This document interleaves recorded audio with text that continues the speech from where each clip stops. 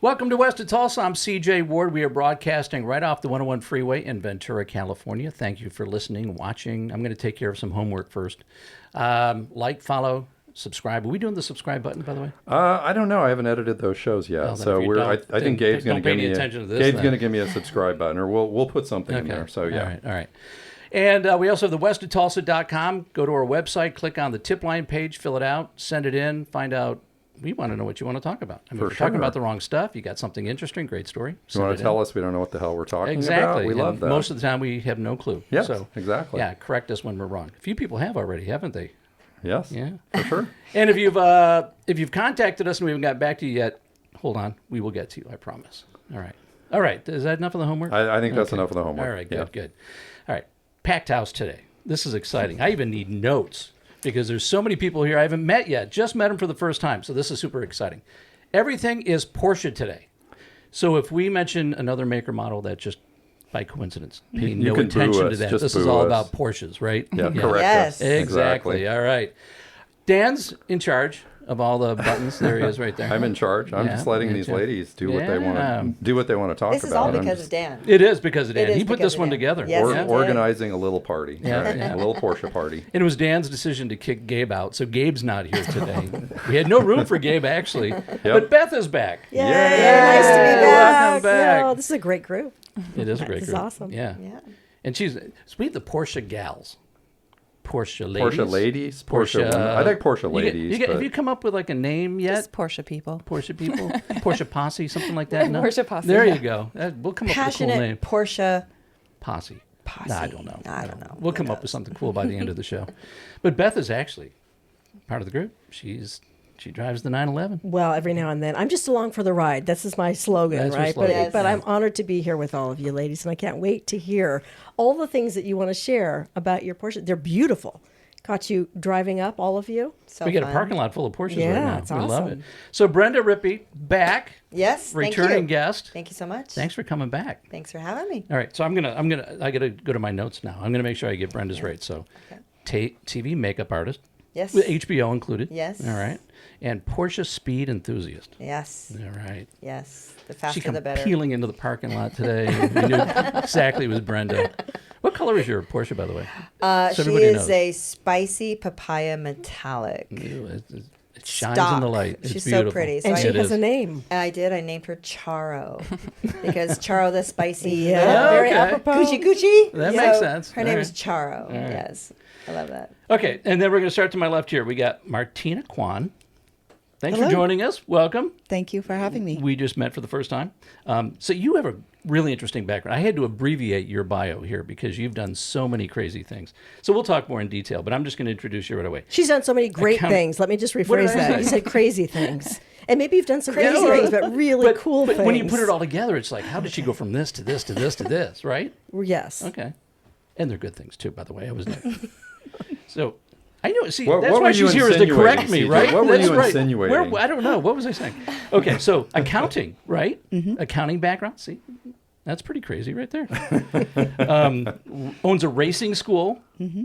Which racing school is it? DK Racing School. DK Racing. Okay. The best one. Let's see, you've lived all over the world. Pretty much. 3-time racing champion. Welcome. Thank you. Yeah. Told you it was crazy. That's crazy to go from accounting to racing champion. That's why I say crazy.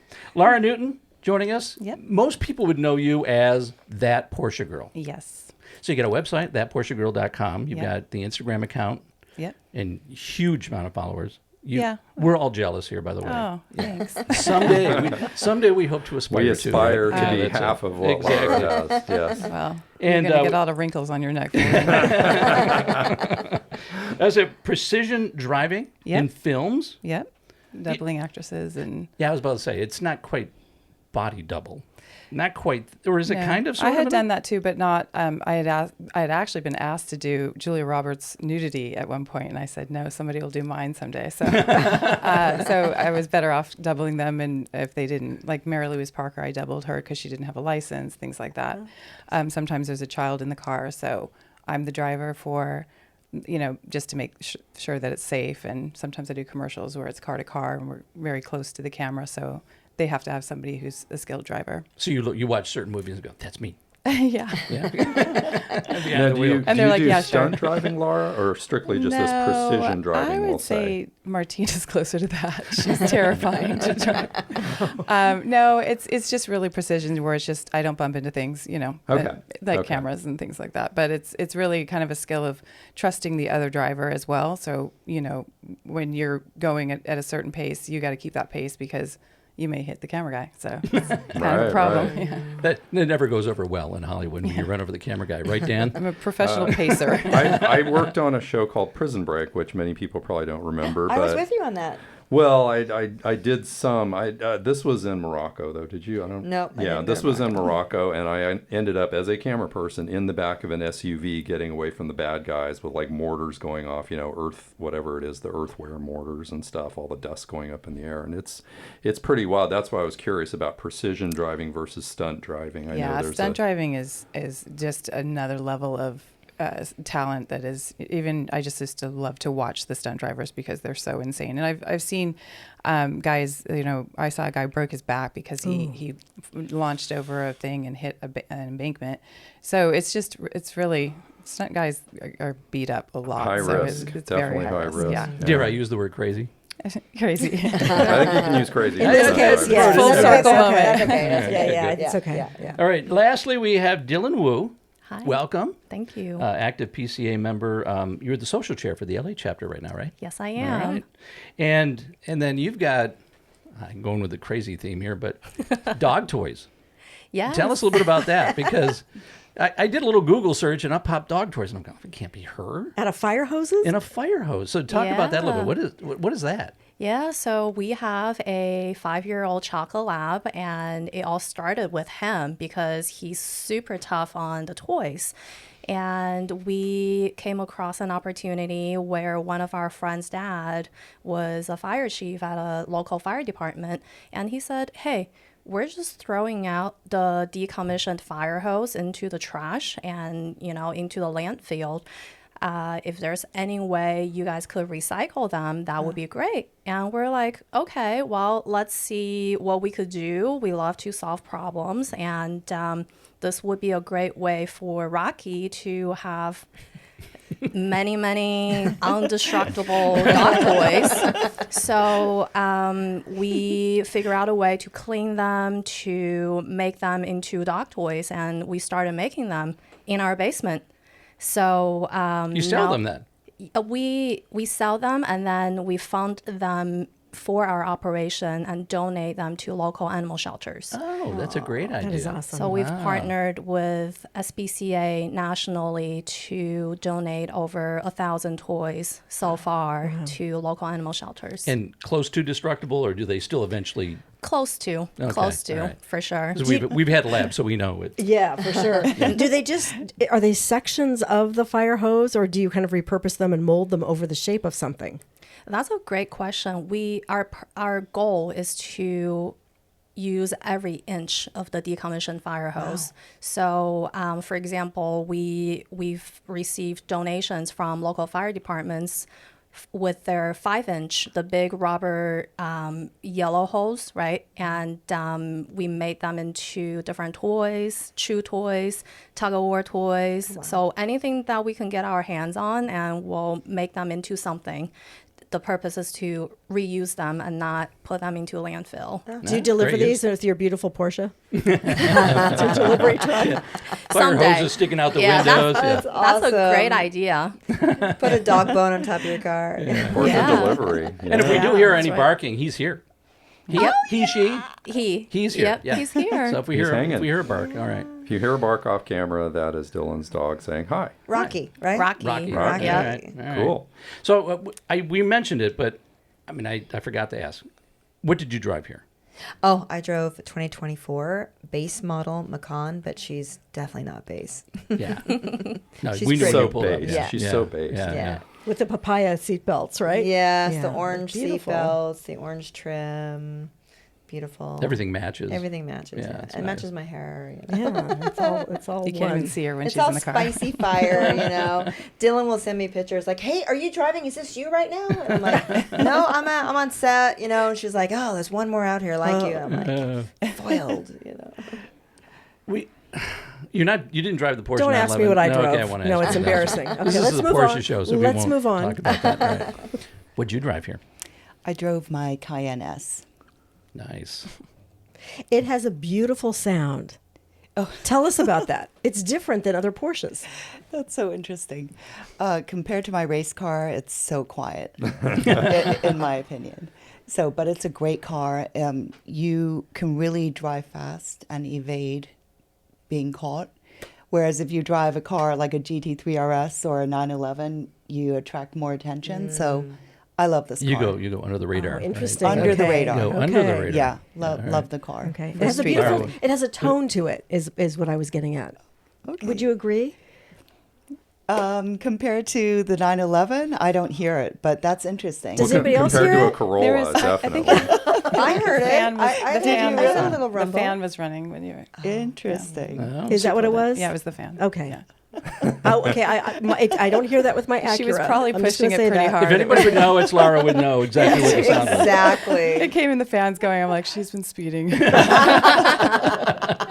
Oh, is that what happens? It kicks in at a certain I point? guess. I don't know. It was going. If you pretty evade the hard. police, does it kick on? Is that what happens? Probably. All right. It was a cool sound. a cool and it's sound. beautiful, by the way. Thank you. Lara, what did you drive? The most unsexy car, but it's a lovely car. It's the 2025 Cayenne E hybrid. The fleet for Porsche, they lent it to me today to try out and Do a review. kind of check it out. And they drop them off at my house, and I just drive them and put the miles. I didn't drive one of the good cars because it's kind of far from me. So it's 2.5 You hours. drove up away. And we Yeah. should say we're taping this on Labor Day weekend. So Yeah. you dealt with the Labor Day weekend traffic coming up. Yeah, 2.5 hours drive. But so I was Wow. like, "There's no way I'm taking the classic. I'll be dripping when I get there." Just to say it again, we really appreciate you guys coming out. 100%. Thank you. Absolutely. We know that drive Thank is you. brutal, Yeah. like Yeah. from the South Bay, Oh, it's right? fine. It's just like, oof. Yeah, and the old one you have that you didn't drive, Is 1969 911T. T. And What- then also a 1982 930 Turbo. What color green is that? We called it Lee Green because my boyfriend is actually a colorist for comic books, and he stirred the color and made it, I wanted a gray green, and it ended up being a lot more green. He's like, "You're going to love it." And I didn't at first, but then with the black accents and everything, it's gotten a lot of attention. I like it. Oh, it's I like beautiful. it. It's a Yeah, nice so color. beautiful. You love it or you hate it. So It's almost like a period color. Yeah, It's yeah. very close to what Yeah. an old period color would be for a late 60s, early 70 car. yeah. And it kind of, it's like old 70s carpet.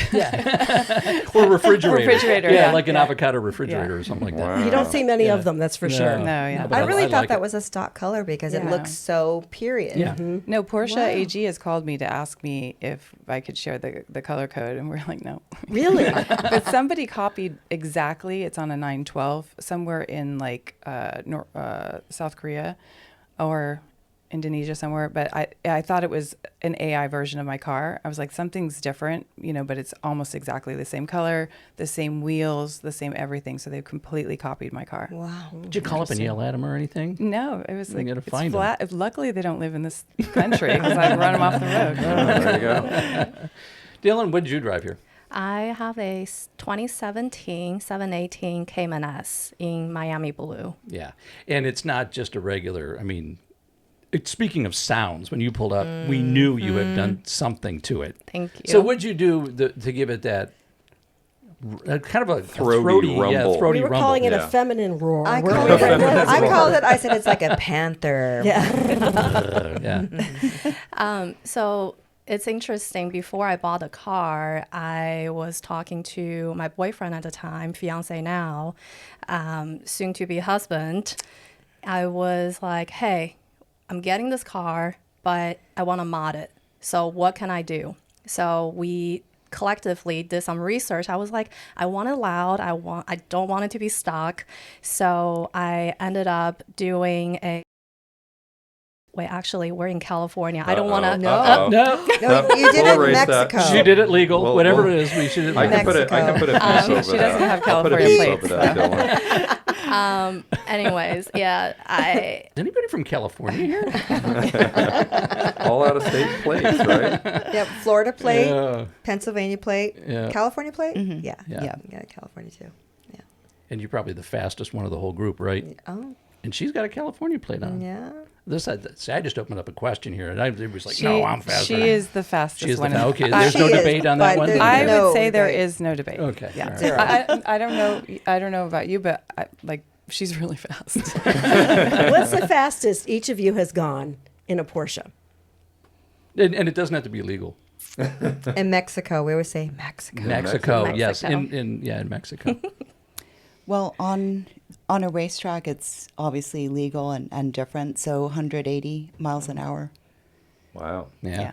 Yeah. In she's what? the What were you fastest one. driving it? A Celine Okay. S1. Oh, okay. Nice. Who wants to go next? Who wants to admit? I'll admit, Okay, there you because go. I like going fast, and yeah, 142 Wow. Nice. On a track? That's fast. No, No. Okay. It was an open road and Yeah. Okay. It's an open road, and 718 Boxster 2021. Good. Anybody else? Anybody else want to cop to anything? Or, 129 on Wow. the track. yeah, okay. All right. Yeah, I'm right around that, like in the 120s. I'm not really that fast. But I did it in my 997. I've done it in pretty much every car around 120. It's kind of like where I feel comfortable, Yeah. and especially on regular roads. But yeah, or in the like 125 area. Well, I'll say this. I did in our 87 convertible, 110, 115 maybe.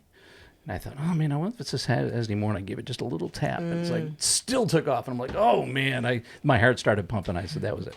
So that's the And it was fastest not I've on gone. a track, so you were trying No, to it was not be on the careful. track. No. It's a Coming- big jump from 120 to 140 to Yeah. like I've gone in a car at 140 and it's a big jump, and 180 is unthinkable. But Yeah. then again, Warp speed. Yeah, I'm just curious, as a female, what was it about Porsches that just grabbed you and you knew that this was the car for you? Oh my God. I mean, it took me a long time to finally be able to afford it, but I think ever since I was a child, I just really loved the look of it. I'm half German, so Porsche is one of, my favorite cars until I was able to afford it in my 40s. So it's in your blood. DNA It is to in some your extent, DNA. right? Yeah, Absolutely. So, amazing car. but I think correct me if I'm wrong, Martina. I read something that you decided one day, just F it, I'm going to get one, kids can fit in the back. Yeah. And I'm going through a divorce. I'm just doing this. Yeah, right? this was before the divorce, but yeah, in 2011 in Miami, I said, the kids, they're still in elementary school, they'll fit in the back. Yeah. And they fit in the back for a while. Yeah. There's some leg love room. it. Yes. Yes. Yeah. I love that story because it's just like, just do it. Mm-hmm. Just don't think about it. Don't wait. Just do it. Yeah. I kind of wanted to bring up something. The day that I spent with Dilun and Brenda up at Good Vibes Breakfast Club, right? Yeah. That's what it was Yeah. called. Good times. I noticed, at least with Brenda, well, Dilun too, there's definitely a thing about Porsches and women and colors that I haven't experienced in other lines of cars, even Ferrari, even exotics and so on. And can you guys talk about that? Like, what's your opinion? I mean, we talked about Lara's car. That's a special color. Yeah. And Dylan's car gets a lot of attention because of the color Miami blue. And I just wanted to know, like Martina and Beth, if you guys could chime in on what's this thing about Porsche and women and the colors? Because we talked about the Skittles, right, Brenda? Yeah. The Skittles is the Yeah. thing, right? So what's been your experience with that, ladies? I think it takes a certain confidence to drive a Porsche, especially as a woman. And I'm so pleased to see so many women here in Southern California, especially, drive them. So if you're confident, you might as well be confident in the color as well. Although personally, I like black cars. Okay, well, black's sort of a color, I guess. How about you, Lara? I forgot the question. Oh, we were just what the connection with women and the wild colors. I think it's funny because, it is kind of a female thing that they want to accessorize a little bit. It's so going, and I'm noticing that Porsche is really leaning into it too, as far as like the purples and the pinks and all that stuff. And I actually try to steer away from pinks and purples for some reason. I think it's just because, but there's a lot of love with like the ruby Ruby Star. Ruby Star Ruby and all Star, that yeah. stuff. I just, for some reason, I always, and it's maybe my own problem with gender stuff. I just don't want to put myself in a pink car and then. I don't want to be a girly girl, yeah, right? I It's think like, that we need to be just Porsche people and people who, there are a lot of guys that don't like cars. There's a lot of girls that love cars. And so I wish it was more tailored toward us, all of the car ads and stuff. It's even when they use a woman, it's usually sexuality or they just they don't do it well. They're not marketing toward women who are all breadwinners. We're all here breadwinners, and I think that's what I really want to move into, away from Instagram and all that, and be more involved with marketing toward women, that we're a part of this world, and it was half of the buying public, and we're really overlooked in that way. So if color brings women in, I'm really happy about that, and it seems like a lot of women are really gravitating the colors, and so I think maybe that's a strategy on their part. Yeah, good marketing Yeah, and strategy. with Porsche, historically, you go back, especially if you go back into the 70s, they liked those colors. And then they kind of got out of it, and now they're kind of coming back to it again. And if you're buying, especially the older Porsches, if you can find a factory color or paint to sample, value skyrockets instantly. Well, with and those I crazy think it's a colors. product differentiator in the sense of, if you look at Ferraris and Lambos, you look at other contemporaries of Porsches to an extent, right? I mean, Porsche is kind of unusual because, to me, certain models are exotics, but like Dylan's car, to me, that's not an exotic. It's a really cool Porsche, but it's not like a Ferrari or a Lamborghini. But those cars, what do we see? Black, white, maybe an occasional silver, maybe an occasional yellow. But we usually, unless it's like a celebrity in Hollywood, Paris Hilton or someone who's had hers painted. But we don't usually see those type cars in these Skittle colors. At least I don't. Not too often. And I know they're not offered from factory. Pagani and cars like those, these crazy exotics and so on. But the Porsches, that car we saw up there, the RS4, right? I mean, that to me was like, that's a pretty wild car. That's 500 horsepower, and that's, I don't know what they cost, like $300,000-$400,000, I would imagine. Like, that's getting into exotic territory, and that was NATO green, right? Yeah, that was NATO green. It was beautiful. What shade of green is that? It was like matte, flat army green. Yeah, it's like NATO green. It's literally like a military kind of color. But it had the plaid, like Martina's shoes. We all need to look at Martina's shoes. There's the wide shot. There's the wide shot. Yes, and it had the neon plaid interior. And then he opted to not do the calipers in the green. He wanted blacks. He wanted to keep it understated. It was beautiful. And he was part of and ladies, you can correct me if I'm wrong, the 918 VIP allocation club. Right? Yeah, where he has carte blanche at MSRP and can pick what he wants. And when there's no allocation, they will make one for him. Oh, wow. Yeah. It's a bespoke Porsche. Yeah, it was really cool. And I've seen that car at car shows before, and I have like 80 pictures of it on my phone. I'm like, oh, damn, we got to go meet the guy. And that was in that was in your video clip that you guys put together. It's in the little video. Yeah. You were like walking. I'm almost assaulting the guy. Like, she was rock I've seen you on it. Can I have your autograph? And You he have was this like, car? oh, yeah, I'm like, tell me everything about it. It's like, That's I just funny. love the green. And then with my car being the color that it is, I'm with Martina. I like plain car. I mean, I like black, silver. I'm not really big on silver, but I like more muted shades and not to stand out. And then my friend was with me when we looked at this car, and I was like, a matching car? I don't know.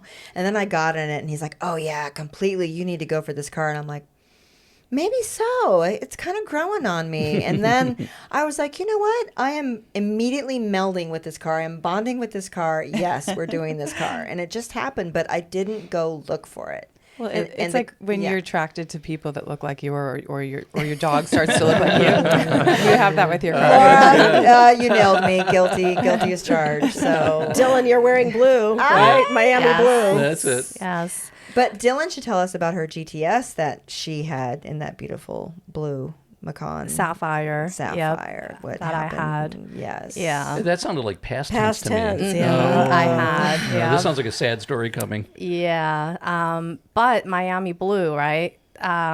So initially when I was looking for a car, and I really wanted something that's different. And, you know, blue is my favorite color. So I was like, yeah, I'm probably going to get a blue car. And one day I saw this commercial, I think when the Miami Blue first came out, and I was like, I want that car in that color. And I'm not getting anything else except for in Miami Blue. So I was searching in the entire nation to find this car. But going back to the question, why the colors? And I just, personal opinion, I feel like if I'm driving a Porsche, it has to be one of the Skittle colors. It just has to be. But recently, Brenda mentioned earlier, I've been looking for cars, and I came across this beautiful white GTS, a GT3, excuse me. And I was like, before I probably would never consider a white GT3. And I went and looked in person. I was like, wow, Porsche really knows how to make their color, even if it's not a Skittle color. It's just black, white, red, or silver. So I think Porsche has a lot of history when it comes down to the colors. They're bringing back the Miami Blue, the Mexico Blue, the Riviera Blues. Ruby Star was on one of the 964s when they first came out, and they're bringing the Ruby Star back. So I just really love the history, the stories behind all the colors. Didn't you buy another car? That's what I heard. You bought another car that was the same color. Was it another Miami Blue or The GTS? What'd you buy? The GTS, yeah, I The bought story. the. What happened to that one? Or are we bringing up? Is it painful? That Is was it too a painful, sad Dylan? story. Bad vibes here or something? No, so I bought, when I first moved here, I bought a Macan GTS as my commuter. It was in sapphire blue, and I named her Tiffany. You know, Of course you did. Of course. so she has a name. So Tiffany and my 718 Lapras, you know, they're siblings, right? Right? I love it. So one day I drove through the canyon, through Malibu Canyon, down to Malibu, just, you know, taking a late afternoon walk on the beach. And as I was leaving the beach, I was trying to turn around on PCH, and a motorcyclist just hit me. Thankfully, I was okay. My airbag didn't even come out. Wow. I was fine, and that happened, and my GTS was totaled. And how long had wow. you had it? I've only had that car for 2 weeks. Oh my God. Jeez, that's painful. Yeah. That's rough. Very painful. That's Yeah. rough. So You know, the one thing about the colors on Porsche is, oh shoot, what was I going to say? Man, I had something to say, CJ. what were you going to say? We- Save we- me here, Dan. No, we had a guest on one of our early shows, a gentleman named Craig Lichtenstein. If you guys Oh, go yeah, back yeah, and yeah. research our shows, he has Porsche 911 number 31.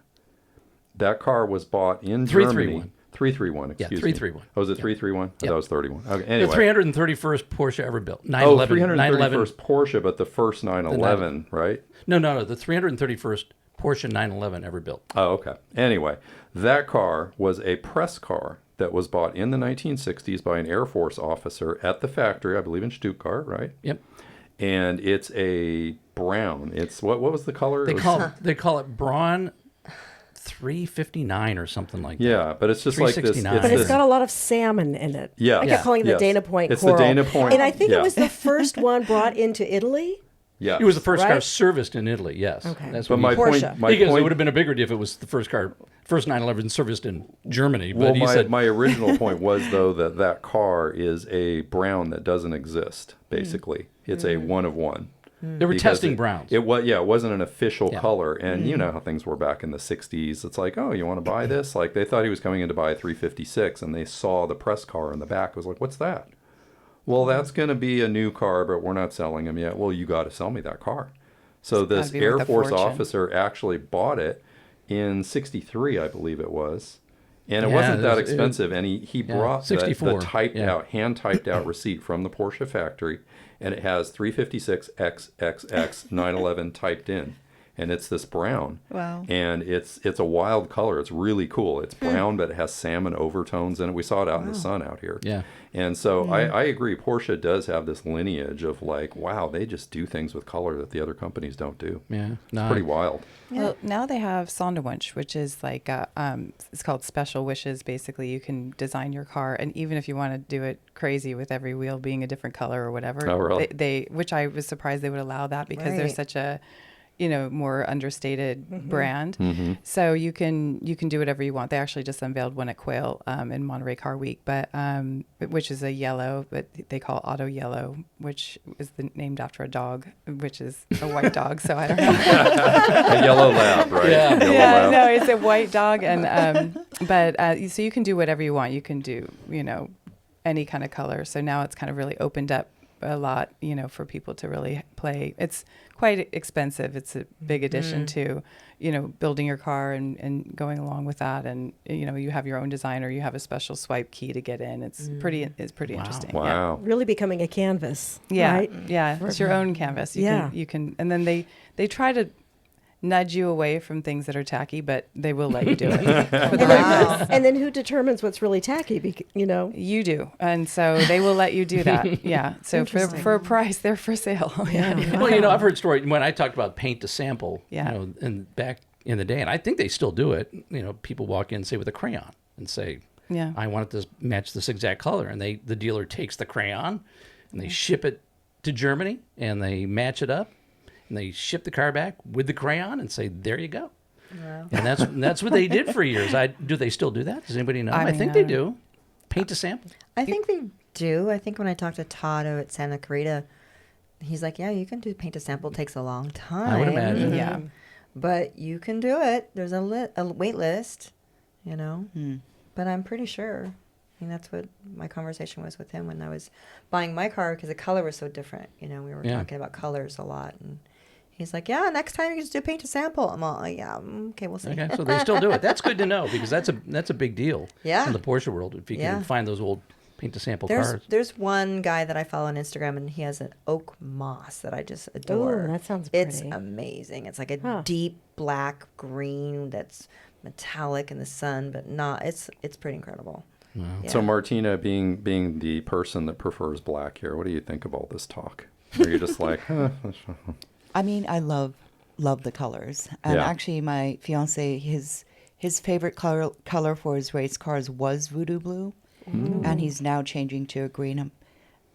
I don't have the exact color, but it's going to be great. How do you describe voodoo blue? Voodoo blue is darker than Miami blue. It has a deeper blue tone. Not a midnight blue. It's Not not a that midnight. dark. Like shark blue. Dark blue. Yeah. It's amazing how many different shades, Yeah. right? And the greens and the blues and Yeah. interesting. And me being a makeup artist, I'm in heaven. With all the shades. Yep. Yeah. Tone on tone. Yeah. So I'm curious about your story because Yeah. was it your dad who worked for General Motors for 60 years? Yes. So how does that happen where you get a GM guy for 60 years and then you fall in love with Porsches? How does that happen? No. Well, it happened because I worked in a rehab doing accounting. You must be sitting with Porsche and women and numbers, I was there, and one of the therapists. This is like 20 years ago, and I did grow up with GM, but my first cars I had were all imports, so it was kind of weird with my dad. So you weren't working at GM. like driving around Camaros and that kind of He stuff. wanted me to drive a Corvette. I'm like, no, I'm not driving a Corvette at 15 years old. I drove a 240ZX sports car. It was my first one, and I would speed all the time and get in trouble. But I had Did a you good drive him time. nuts with the fact that it was an import? It was his suggestion in a way, it was fun. So I guess I'll backstory. My dad would say, give me your top 5 cars, and one of them you'll get. I mean, I was very, I guess you say, spoiled about cars, but he knew how to buy low miles and know the owners. It's a small town, so he knew everybody that owned the cars, right? And he's like, well, this one's a one-time owner and it's got high miles, but we'll take care of it, So I picked the 240ZX, And Betty said, "I'm really disappointed that you didn't put a Corvette on your list." Whoa. I thought that was kind of funny. But anyhow, fast forward to 20 years ago, I'm working at this rehab, and this therapist comes up to me, and she goes, and by this time, 20 years ago, I'd never even thought of purchasing a Porsche. Like, there's no way I can afford it. Women don't buy Porsches. Like, my dad was like, we don't do exotic cars. And I'm like, why not? We just don't. So I took that, And this therapist came up to me and she said, hey, Brenda, didn't I see you in a beautiful 911 white Carrera? I'm like, what? She goes, yeah, I saw you on PCH and I was honking and your red hair was flowing and it was this beautiful car and she described the car to a T. And she was just going, I swear that was you. And I'm like, Stephanie, it wasn't me. I can guarantee it wasn't me. But she planted a seed 20 years ago. And I remember going home and thinking, why could she see me in that car? But I couldn't see myself in that car. I wouldn't even allow myself to be in that car. So fast forward to now, what happened and everything with cars and, I just decided to go for it. And why not? And you haven't looked back. You have not considered a Corvette since. No. Okay. I love the way they sound, but we were at Good Vibes Breakfast Club. There was a couple. I'm like, there's no way it doesn't compare to a Porsche. I'm German too, so it's that German simpatico-ness. It's just, it's just, I don't know. It's exhilarating. It sounds different. It feels different. It drives different. It is different, and that is very satisfying. And they are perfect. Thank They're you, Laura. They are. They really are. I mean, the engineer. I've been lucky enough to go and talk with the engineers and the builders and all that, and there's no stone unturned. Like when you see a Tesla out on the road, and then you could try to compare it to a Taycan, it's not even in the same wheelhouse. It's not even, they're so incredibly solid, and every stone has been overturned, and just, they really are perfect. I mean. And the car that you have, the green one, so like I said, I Googled, and I saw a photo where you had auto parts all over your apartment. So you built that to just the way you wanted it, right? Yeah, my boyfriend and I got that car together, and when we met each other on our first date, he said, "What kind of car do you like?" And I said Porsche. I said, because it's funny because I've never said Porsche until I started doing this Porsche stuff. I would say Porsche, and also I speak French, and in French they say Porsche as well. So when you say Porsche, they'll correct you and say Porsche. So, there you go, Brenda. There you go. There it is. That's the defense. There it is. I get I speak French. I get voice DMs, and they'll in the beginning they're like, my "Oh, my dear Lara, it is Porsche," and I'm like, "Okay, I know." Sounds like an identity crisis there. Yeah, it sounds a little. In Southern California, it's almost like you sound pretentious if you say, "Oh, I'm in my Porsche." I agree. Yeah. I think that's why I just I'm trying not to be pretentious. Yeah. But we learned it's a name. Yeah, it is. Yeah, It's a brand. and that is the way it's pronounced. So I Yeah. do say it now. Honor the car, honor the maker. Yeah, So when you're in France, though, you say, Porsche. okay. Yeah. I kind of wanted to ask Okay. Martina, could you tell us about what was your first Porsche?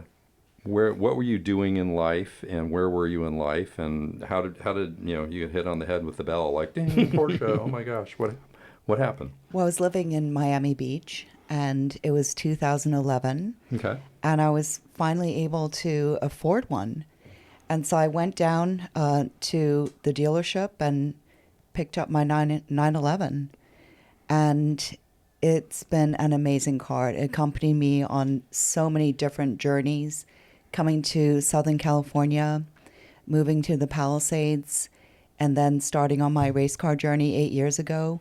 It was my street car, and slowly but surely over the next 3 years, transformed it into, with Vision Motorsports, to my race car now, which is not street legal. Oh. Before I met her, I saw a picture of hers. It was on Rodeo Drive, I think.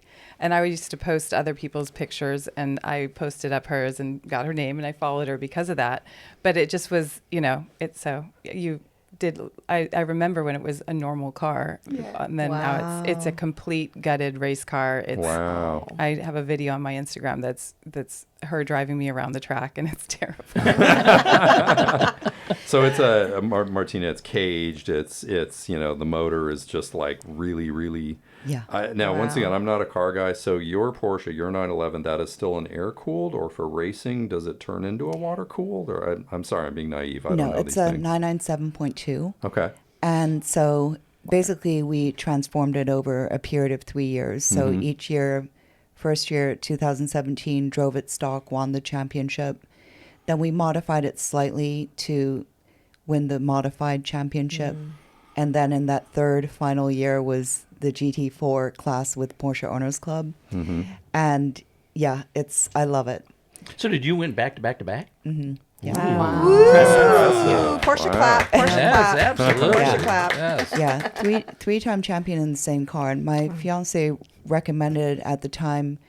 At the time, I thought, maybe I'll get a GT4 Club Sport and, drive that instead. And he said it would make more of an impact if it's the same car. Wow. And just transforming that so there's no excuse. It's not the car, it's the driver. So that was a great suggestion. And with different classes, too. So each class was a different win. Yes. That's impressive. We like That your is fiance. impressive. How And did he's even faster than her. Oh my God. How did you learn how to become a race driver? Were you kind of self-taught, or did you have a mentor who took you under their wing, like Martina, I'm going to turn you into a race driver? I mean, how did that happen? Dwayne DeMent, my fiance, was my race coach. He's your mentor. Yeah. Your race mentor. He's her Yeah. dementor. Wow. The Dementor. Yeah, so we met at the racetrack. I started going sporadically in 2015. And then at the end of 16, I went on a trip to Dubai and decided to become a race car driver. And he was my coach and was great coach. And now we own DK together. Dwayne DeMent and Kay is Kwan. So we co-founded the DK Racing School together, and it's been amazing. Just Wow. Meeting somebody who we share each other's passions and for being out in nature and horses as well. So it's not just Porsches, it's also horses and yeah, Well, it's been Horsepower. Horsepower. Yeah. There you go. We're thinking around the same line. That was coming. And the horses on the logo, the crest. Yeah, That's right. Wow. And then Lara, back to you. So you and your boyfriend having your date, and you realize that you love Porsches, Yeah, Porsches. yeah, and so he said this is going to work out just fine. So it has. But it's funny because, to me, it wasn't a weird question to ask about what kind of car do you like, or because it's a personality. I think when you like a certain style or whatever, it is getting to know the person. So he had a 930 turbo, which has become my 930 turbo as well. But and then we bought the 1969 and built that up, and every inch of that has been touched by either him or me or obviously we had some builders as well to build the engine, but he put the engines in, and he's really good with cars. So we just designed it together, and I mean, there's in my scroll of photos, it's like steering wheels forever, and seat belts, everything, just every single detail. These were all the parts that were in your home and your Yeah, it was living room. it was in our my stepdaughter's room. When she would be at her mom's, we'd have things powder coated, and they were laid out on towels in her room just to stay out of. It is amazing how pretty a part is when it's been powder coated. Yeah. Just sitting there, wrapped up in plastic or whatever. God, that looks so good. He would be out, painting something or doing something. He's like, no one's ever going to see this. And I was like, he's like, it has to be perfect. So, How long did the whole process take? A couple years, a year and a half, something like that. It was pretty fast. That's actually really good. Yeah. A year and a half. Yeah. And it really was a good. rust bucket when we got it. So Wow. yeah. So. Where did you purchase it from? Actually, his best friend who he talks to every single day, ad nauseum. And he walks around our neighborhood because he works at home. So everyone's like, who's the weird guy walking around? One time I followed him. I'm like, he's got to be talking to a girl. This is crazy. Why is he? And I was like, yeah, so the wheels. And I'm like, oh my God. They're always on the phone. Anyway, he bought the car for $8,000 as is. It was running, but, pretty bad. And a roller, I guess. And then he said, well, I'll buy it for you right now. I'll buy it right now. Like whatever. He said, I'll give you whatever, $15,000 or whatever. And he goes, well, this guy was going to give me $24,000. Of course. So he goes, I'll give you $24,000 right now. So we just shipped it out, and that was, we were looking for that year and everything. So this Came out begs really the well. question. I'd love to know who wrenches. Martina, do you wrench? Do you actually wrench on your cars Look at or her. no? Why would she do something like that? I'm not having any predisposed ideas of what women do. That's why I'm asking. No, I'm with a master mechanic, so Okay. Yeah, she is. he's the boss. And Do you assist? Do you assist him, like when he needs a third hand type stuff, or no? Preferably not. Okay.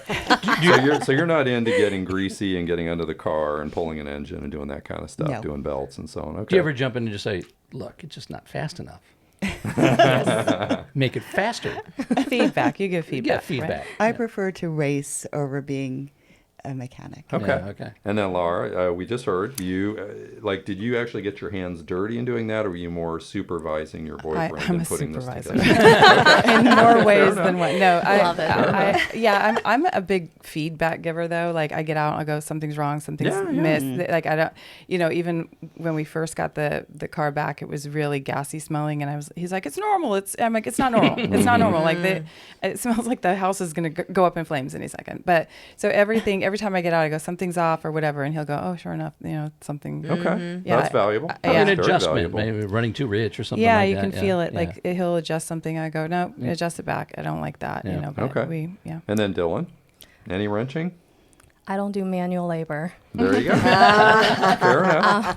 I have my pit crew. Okay. Fair enough. And then Brenda, I already know the answer to the question, but Brenda, do you wrench on I Charo? have never wrenched on Charo because she's brand new and I pay to have it all taken care of. Okay. It's under warranty. Do you want a wrench? Like Yeah. you and I had a conversation. You were talking about getting a race car. Now, Yeah, as Martina can tell you, having a race car means at some point, Yeah. if you don't have a boyfriend who wrenches, you're going to need to wrench something. True. And I did grow up with my dad who made me learn how to Okay. change oil and change a But tire. you prefer not to. I like to know the whys of things and how Same. they work. Mm-hmm. Yeah. And I like to know that I can do something if I need to in a minute. I never like to be stranded or, so I will like to watch and assist. Let's say that I get married and a guy is a master mechanic and that would be a blessing. But I'd also be like, well, let me come help you. He'd be like, no. I'm like, let me just They watch. do. They say no. Yeah, of course. Of course. I'll be like, wait, I think it's here. No. Yeah, Just yeah. back away. I'm like, So I probably would install cameras and watch from afar. There you go. Well, I Okay. also want to know so that I have the Yes. knowledge. Like what I- happened when it yeah. did that, or I want that knowledge. And Yeah. then So you don't want to be out of sight, out of mind. I just turn the ignition and go drive the car. No. You do want to know why. Like Yeah, what's yeah. going on mechanically. and I learned how actually with my high school boyfriend, I pulled the engine on my car. It was a VW, which was a lot easier. Yeah, yeah.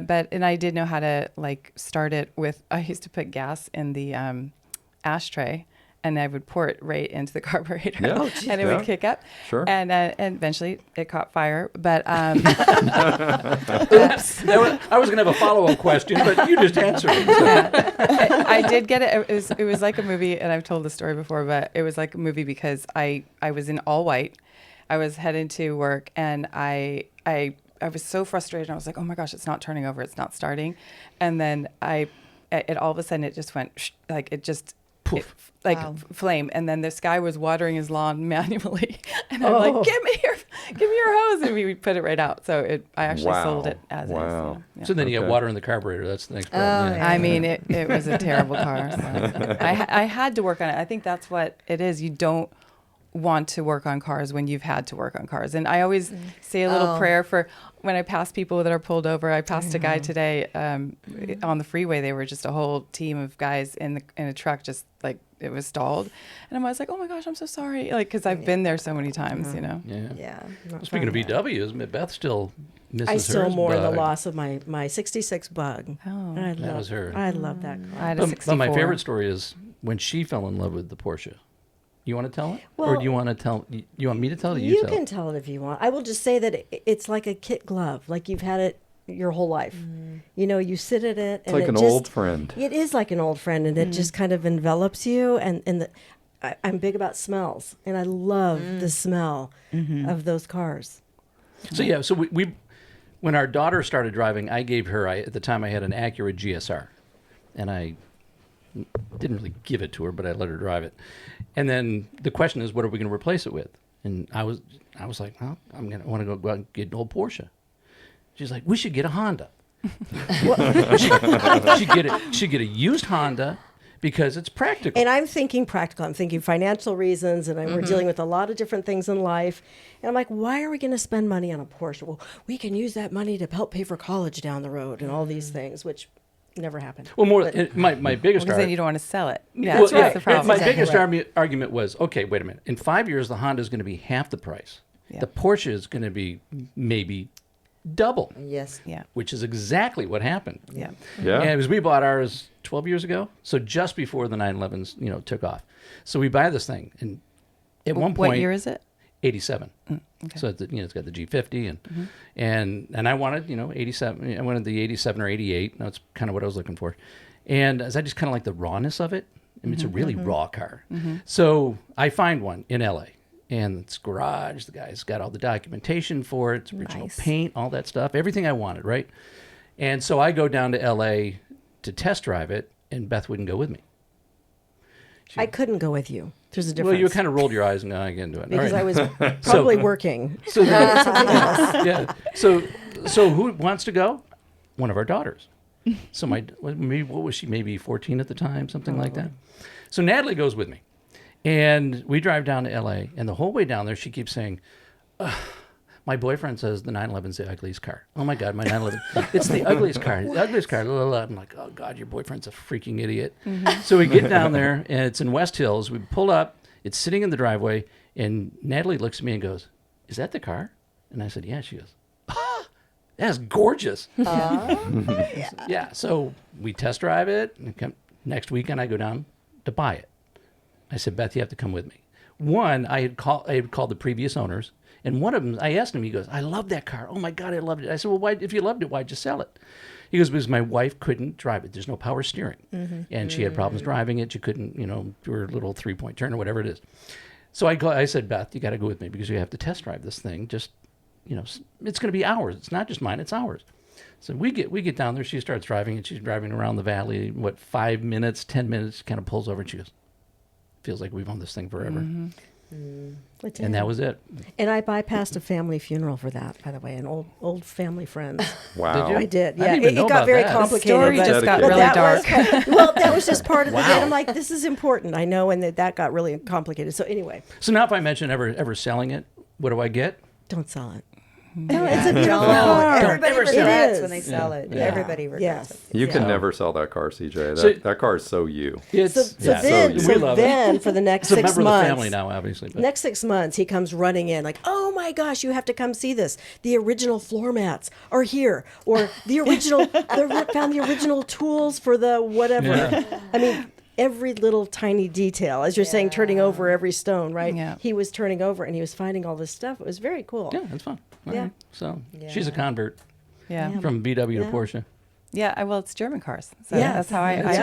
did the VW, BMW, and then because I couldn't afford the Porsche, and then when I could in my 40s. That's exactly what I did. I went from Carmen Ghia to BMW 2002. I had 3 of those Yeah, I love those. to Porsche. Yeah, it's Same it's the transition. same. Yeah, great that's progression. the same. Same. brain I BMW, Mercedes, and then Porsche. Yeah. Yeah. Makes Very sense. good. Very To good. championship. Yeah, that's one thing that we don't have. So right now, I'd like to shift gears, and I'd like to put some pictures No up pun and intended. get your guys' commentary on some of these pictures, because we have some interesting ones from you guys.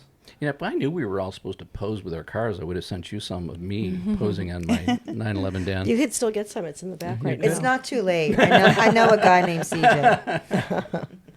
Oh, look at there you go. That's awesome. Now, was that the day you picked it up? That was the day I picked it up. Ah, that's Brenda. Yeah. So if, we have to explain here because we're on podcast. Yeah. We're on all of the platforms, aren't we, Dan? Yes, Okay, we so- are. Well, not on TikTok, but we're on everything else. Okay.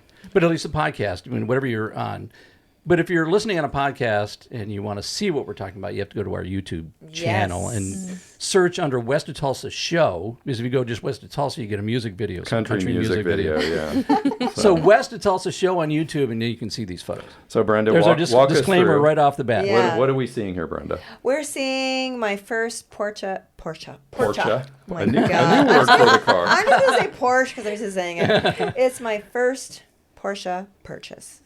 And what is it, though? It is a 2024 Macan. We have to be very descriptive for our Yeah, listening 2024 audience. So. spicy papaya metallic Macan from Porsche Santa Clarita. And you're holding your arms up, and there's 'cause I'm storm clouds so behind excited. you. It's Touchdown. pretty Yes, crazy. and I thought that was really interesting. There's 3 little lights in the back coming on. I'm not sure what that's about, but we were like, that's interesting. Yeah, But yeah, very excited. Like I never thought I would own a Porsche, and it's Beautiful. life-changing for me. And that's the one that's out here right now, right? Yeah, Yeah, beautiful. yeah. And I'm already in the market for my second. Ooh. I know. What are you So, thinking? I don't know. It keeps changing. You know. She's been all over the map. Everything from have. race cars to Yeah. a GT3 to a GT2 to a... But are you thinking newer or older? I don't know. Oh boy, she's- I really don't. You're know. really wide open, It's all aren't you? about just getting in the car and deciding and feeling, because I feel like there's going to be more than 2. I feel like I'll be adding because I'm just obsessed. maybe And twins. I really do want to race. I really want to take lessons from Martina, and I want to go down that route because I love speed so much. I grew up watching drag races with cars, and Get I on just, track. I bet and- you ladies have some suggestions for her. I really want to get on track. DK racing for sure. Yeah, I for mean, sure. We talked about this. And Yeah, I told you about it when Yeah. we met. Yeah. That's I need to get my feet wet with that and see if I want to go in that and direction. you do it at your level. You know, you don't have to. You know, Right. other people do encourage you. And actually, after I got in her car, which I thought I was going pretty good, and I wasn't, I got in her car and I just saw how much trust she had in the car. And then the next day, there was a women's event at Pekla, and I beat everyone. And actually, it was funny because Lauren was there the day before, and she was so much faster than me on the track. She's been a bunch of times, and she's done her class a bunch of times. And we were teammates, and she's like, "Oh, so what were our times?" And it was just autocross, but I was so much faster because of just actually getting in her car and feeling. Not that I don't know what the car is capable of, but you know, when you get in somebody else's car, and I was also driving another person's car when I was racing with her, but it pushed me more. So the next day I was on fire. You're like, let's do this. Yeah. One with the car, like Yeah, one I with have the horse. skill. It's just because I'm a precision driver, I think there's a lot of, you're always, what can go wrong? You know, so I'm always, assessing, which way am I going to bail? What am I going to do? Like, it's the worry warts that become the precision driver, and the stunt people, they don't have a care in the world. They're just like, we're just going to go until the car disintegrates. It doesn't matter. So like when people do speed records or whatever, I'm always like, what if the tire blows? You know, what's going to happen? So that's, but she just put so much trust in, and I think it's also because she knows where that work has gone into your car with Dwayne and everything. So, and he's so good and obviously such an amazing racer. So you'll get to see him, you'll get to see her, and you need to pay me for this. No, I'm kidding. But no, it's a great racing school. They walk you through the whole track. It's at Willow. It's just an amazing experience. Is it year round? Yes. Yeah. It is year round. Okay.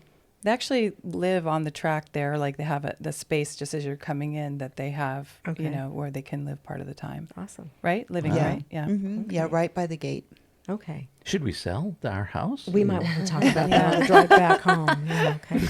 It's a little bit hotter than Santa Barbara out there, though, isn't it, Martina? Yeah, but you're on a racetrack. And colder. It's really cold Yeah, in the winter, morning. right? Yeah. Yeah, Yeah. it could actually snow there. But Oh, yeah. wow. Yeah. Right now Yeah. it's in Okay. about the 90s. Okay. Do you is it called Willow Springs? Is that the name of the track, or is that the name of the area? Like, could you say, I'm in Willow Springs, California? So it's in Antelope Valley, north Right. of Lancaster and Palmdale, on the way to Mammoth. Mm-hmm.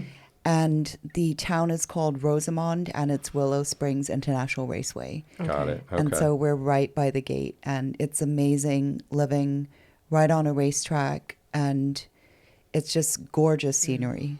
beautiful desert weather. It's amazing. And you can get killer Basque food out there too. Oh yes, Which we is talked about Killer that. what? Basque food. Really? Basque. Oh, Basque. Portuguese. Basque. Well, they call it Basque or Basque. Portuguese, all right? Do they say? Well, Basque you're house? German, French right? and- Basque. Isn't it It's Portuguese? It's I thought French. Basque was Portuguese. French and No, I don't think Basque is Portuguese. I think Spanish? they're French their and own Spanish. thing. I think it's French They're their own Spanish. thing. It's- I think a we used- Basque would be insulted if you said I they were think Basque is Portuguese. Spanish. Yeah, but I think it's more Spanish because I remember It I is. grew up in San Diego and we go up into Cuyamaca border. and Julian, and there was a Chateau Basque, what used to be up there. My parents loved it. Yeah, And there's the Basque region of Spain, I believe, right? Yeah, they're their own people and culture and Yeah. language and everything. But their food is Food is love phenomenal. Their food. Yeah, The food's really good. it is great. Oh, yeah. So apparently we do know what we're talking about. It takes a village. Not about cars. Notice I Not kept my about mouth cars. shut through that But whole Basque conversation. Basque food, I know Basque food a little bit. And back to Willow Springs, this is where the Lane Drifters takes place too, right? The tracks out there Yeah. for lane drifting. Is that where Christina does I believe her? it is. Willow? And Does she she? does her. Remember, she holds her. Yeah, but I just don't sessions know if out it's there. a Willow though. Does So- anybody know? Willow has many different tracks. So it has 7 tracks. 2 Oh. are road racing, and then 2 are primarily drifting. Okay. Okay. And then there's also oval tracks in the back. Okay. Yes. I don't think I ever knew there were that many tracks there. Yeah. What does it mean when I hear Button Willow? Is Button Willow tied to Willow? Is that one of the tracks? Button Willow is actually a different track, and it's Oh. on the I-5 off to the Grapevine. Oh, okay. And it's near Bakersfield, and it's an amazing track, and they're actually building a second track there. Is that the one you see right off the freeway there? You can, yes. You Yeah. see a bunch of trees. It's Yeah. Lurdo Highway by the John Yeah, Deere. yeah. I know where that is. Yeah. Yeah, that's Button Willow. That's Button Willow. Got it. That's Okay. great to know because you hear that so many of these are shutting down, right? This land is being used to build housing or something else. Yeah. Nice So- to hear there's some expansion going Yeah. on. Yeah. Oh. Martina, can you give us any insight on the sale? What's happening there? Unfortunately, not. I We didn't have think the so, yeah. answer, but we're not Okay. able to talk about All it. right. The answer will be probably made public soon, Okay. Okay, fair enough. but we're happy about the The new outcome. owners. The result. Yeah, The the, outcome. result. There you the go. result. Excellent. Yes. Well, that's exciting. Good to yeah, hear. it really is exciting. Good to hear. Dylan, All right. do you go there often? Have you done a lot of racing there as well? No, I actually haven't gone or been to any of the racetracks in California yet. However, I've been doing a lot of autocross with PCALA in SoCal. Yeah, the Porsche clubs do a lot of that. You can sign up, and the clubs Yep, have their exactly. track days, or Yeah, yeah, absolutely. They're fun. We had one of our daughters. We took out to one of them. It was fun to see her zipping around the track. Yeah. So she got a little bit of the bug. So it's on my list. I was actually gonna go to the race day today at Button Willow, but it was a little too hot, and plus this, so Yeah. like next time. Yeah. It's almost as hot here. I was just gonna say. You know, it's all the ladies. So Dylan, you could tell us about this picture. Oh, this one. So this was taken when we were living on the East Coast, and we don't normally let other people wash our cars, so we prefer to do it ourselves. And yeah, and that's my car covered in soap Okay. in our backyard. I saw that and I wasn't sure. Is that ice or I is was that thinking the same No. thing. Is it? Did you wake up some morning and your car was frozen in time? No. That's kind of what it looks like a little bit. But It could almost look like ice, yeah. And then what's going on here? Is this autocross? So yeah, this was at Autocross in Lake Elsinore, and that was my first time going out to Autocross in California. So, and I was like, I need to take a picture of my car on this backdrop, the mountains, the palm trees. I Pretty. mean, you can't really get this anywhere else but in California. now, the first time you took that car on the track, did you have a newfound love for it? Did you like, whoa, this thing is perfect? I love it even more now than I did before. Absolutely. Yeah. Absolutely. Just the mid-engine, and I've driven 911s before, and I ask people about this all the time. I said, hey, I have a 718. It's mid-engine. I love it. I autocrossing it. I take it to the racetrack. But when I was driving the 911, I felt like I'm sitting like this. I felt the weight, majority of the weight is in the back. Of course it is, right? Because it's rear engine, but my body felt it. And What year did you get into? it was a 992. Okay, yeah. They're not the right size. Yeah. Like a 997 is my More favorite tighter. size. And, I've seen the pictures and the revolution from the first 911 to the 992. Today's 911, the size has changed so much. And so, yeah, like I just feel so different. I mean, someday I would love to have a GT car because it's a GT car. And I don't know if I would get a GT4 or a GT3 because of the mid-engine versus the rear engine. Yeah. Hadn't thought about that. Just being able to feel like you're Yeah. like sitting back. I felt that, but I've talked to other people. They were like, are you crazy? Were you drinking? I'm like, no, I don't know. I would love to hear from other girls here too. Like, when you guys drive the mid-engine versus the rear engine, do you feel the weight shift? I mean, when you're going fast, you would, right? Yeah, I mean, I think both are great platforms. I've always loved the 911 platform, and you learn to drive it and control it. Although if I had to start over with, transforming a street car into a race car, I would probably start with the GT4 or Cayman-based platform. And I do love the mid-engine. Yeah. Okay. Yeah. I don't know. Maybe I'll find out. Maybe I will get a 911 and just relearn it, or, keep my Cayman and do a comparison. And when that happens, call us and let us know. We'll have you back on the show, and we'll let everybody know what you think about it. Great. I feel Awesome. like Yeah. it does take a second to, like, even when you get in the cockpit, every car is, just adjusting my steering wheel, everything. I do a whole thing before, I start driving, because, you get in and somebody else has been driving it, especially like when they drop off the fleet cars or whatever. I'm like, oh, what is going on? So, and I do notice that the 992, when you sit in it, the door jambs are really high, where they're just higher, and you just feel a little more engulfed by the car. But the 997, I felt like, is the perfect Like the seating size. feels a little lower in the car? The door is higher, so even you just see like the top of the person's Okay. head. It's kind of. I'm not a fan of that. I don't like the bigger size. I does feel like I said this when I first got in one, but I said I feel like I'm in a truck. It just seemed like bigger. I'm not trying to. Don't get mad at me, Porsche people, but I just comparatively to the 997 and just getting into the 992, it was just big. It just seemed so much bigger to me. So, and it's not that much, but just even this, where the ride height and all the seat and everything just seemed different to me.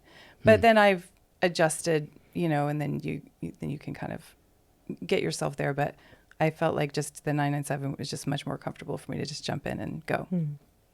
I wanted to ask Martina, mid-engine versus rear engine. I've talked to experienced drivers, even race drivers, who, aren't Porsche drivers, but they have driven Porsches and so on. And the general feedback I always got on the 911 was, there's nothing else like it. You have to drive a 911 like a 911 because of that rear engine thing. And I actually did a drifting documentary, so I was really fascinated with car control and precise car control and so on. And I've ridden with D1 drivers, the Japanese guys that were over here, and I've hung out the side, a foot from the K-rail going 100 miles an hour and so on. So I've seen when you get to a certain level of driver, I mean, that's drifting. It's not race car driver, it's drifting.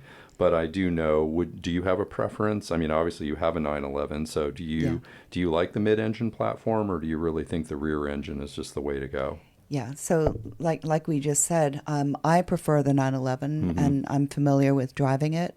I also had a GT3 RS, which doesn't compare to the race car, but was a really fun car to have. But the mid-engine platform is amazing, so if you were to decide between a GT3 and a GT4 street car that you could track as well, I would probably go with the GT4. Okay. Yeah. Okay. Is it that the rear engine, it's easier to break loose it's more squirrely. In other words, you know, the traction control, especially for the rear, is like more of a factor than in a mid-engine car. Well, it's a different way of driving. So the 911, you know, because the engine is in the rear, will have more of a tendency to break loose, but you are able to control it with experience. But the mid-engine platform is just a great all-around balanced car, just from a physics standpoint. So, weight. Yep. yeah. So the mid-engine platform of the Cayman and the GT4 Club Sport is amazing. Okay, good. Thanks for educating me about that. I just didn't know. I'm the least experienced in the Porsche community here, and the Boxster felt like part of me, the mid-engine, and it was a GTS, and it just felt like I trusted that car. It just felt like it would glue with me, it would go with me. And then when I drove the 911, I don't know what model it was a 2022 Carrera, that car felt much heavier and boxier, and the doors, like you said, Laura, they were up here, and I sunk in, and I was like, what's going on? And I kept like readjusting myself, you know, and so that car didn't feel like an extension of me. And I think it's because of the mid-engine just felt like I was grounded in it immediately. And I think it's a personal preference, but I felt a big difference. I have the 930 Turbo, which is called the Widowmaker for a reason. Oh, yeah. And, you know, because, and I think that's where Porsche is so good with, you know, the weight distribution and everything. Like, I don't feel that in a 911, but in the 930, you definitely do. And what year is it? In 1982, it's a Euro spec. Yeah. So definitely, yeah. And you definitely have to take it easy. One of my friends is a journalist, and he was over at Willow, Bassem Wassef, and he said he was commenting on the 930 and trying to go around the track in the 930 is just a different animal. Like, and he's a very skilled driver, but it really is a challenge to just, you know, people were, you know, wiping out, and they were calling them Widowmakers because of that. So they fixed a lot of those problems. And partly because, I mean, back then when Porsche came out with the Widowmaker, the 930, you know, people were just jumping in their car and going. Yeah. And you can't do that with that car. Yeah, I mean, if you have some understanding of what it's going to do on a turn, or when you gun it, especially on a turn, what's the thing going to do? And with the turbo lag when it kicks in, and you know, boom, that's what threw people off on those cars. Yeah. And I think as time went on and people started to understand that you can't just jump in and go. You have to respect, especially that car. Yeah. People learned quickly. For obvious reasons, but or they didn't, and they're no longer with us. Wow. And then, Laura, I did want to ask you this picture. Can you tell us what's happening in this picture? That is in my favorite country, Italy. That's the Miglia. I did it with, I'm driving there with Bernard Moix, which I got him off of my Instagram. I had said I'm going to do the Miglia with my tire sponsor, which was Vredestein Tires. And I just needed the car to be over a European car. They didn't want to ship or do all that. So he stepped right up to the plate. I had already picked somebody. I ended up being catfished. And then even though he was rejected, he continued to get it FIFA certified, all the things you have to do to get it race ready. And I came back to him, and he was like, oh, yeah, it's all ready to go. So he was the perfect partner for me. Yeah. I love that car. That is a beautiful car. Speedster. Yeah, 1955 Prie. Yeah. And he has quite a collection himself. And he wanted me to meet his wife, which was really great because, you know, it's weird. I wanted to do 2 women because I needed to be the primary driver, and he was okay with that. But he wanted to drive in the Mille, which was understandable. And so I was like, all right, I don't know how this guy drives, whatever. And he was perfect. We got along great through the whole thing, and I actually stayed with him and his wife for 2 weeks before the race. That's great. And now they're like family. So yeah. And that looks like it's probably pretty original car. Oh, I don't see a lot of modifications. And if they're modifications, they're underneath. And you can't do Mille unless you. can't. I mean, trust me, they modify them. Yeah. Like I don't know what they're looking at when they do the test. But one passed us like we were standing still, and it's these 2 girls. Another girl named Lara. She ended up crashing last year or the year before. Yes. But I know why, because she drives like a bat out of hell. And we were driving at full throttle. I mean, pinned, you know, no seatbelts, of course. And she comes flying past us, and a Range Rover right behind. and the Range Rover was the husband's, driving after these two women, and I'm like, that's a modified car. I've got it floored. This is insane. So he had little modification in it, but he's restored it. He had just restored it completely. I go, why don't you want to use your other car that's tried and true? He's like, no, I want this one to get the, because it's legacy on the car. So, Yeah. It was amazing. Yeah, one of my favorite cars of all time right there. Yeah. The Speedster. Yep. There you go. That's a There 930. is the Yeah, that's a 930 Awesome. Turbo. My friend Gabor took that picture, and it's been all over.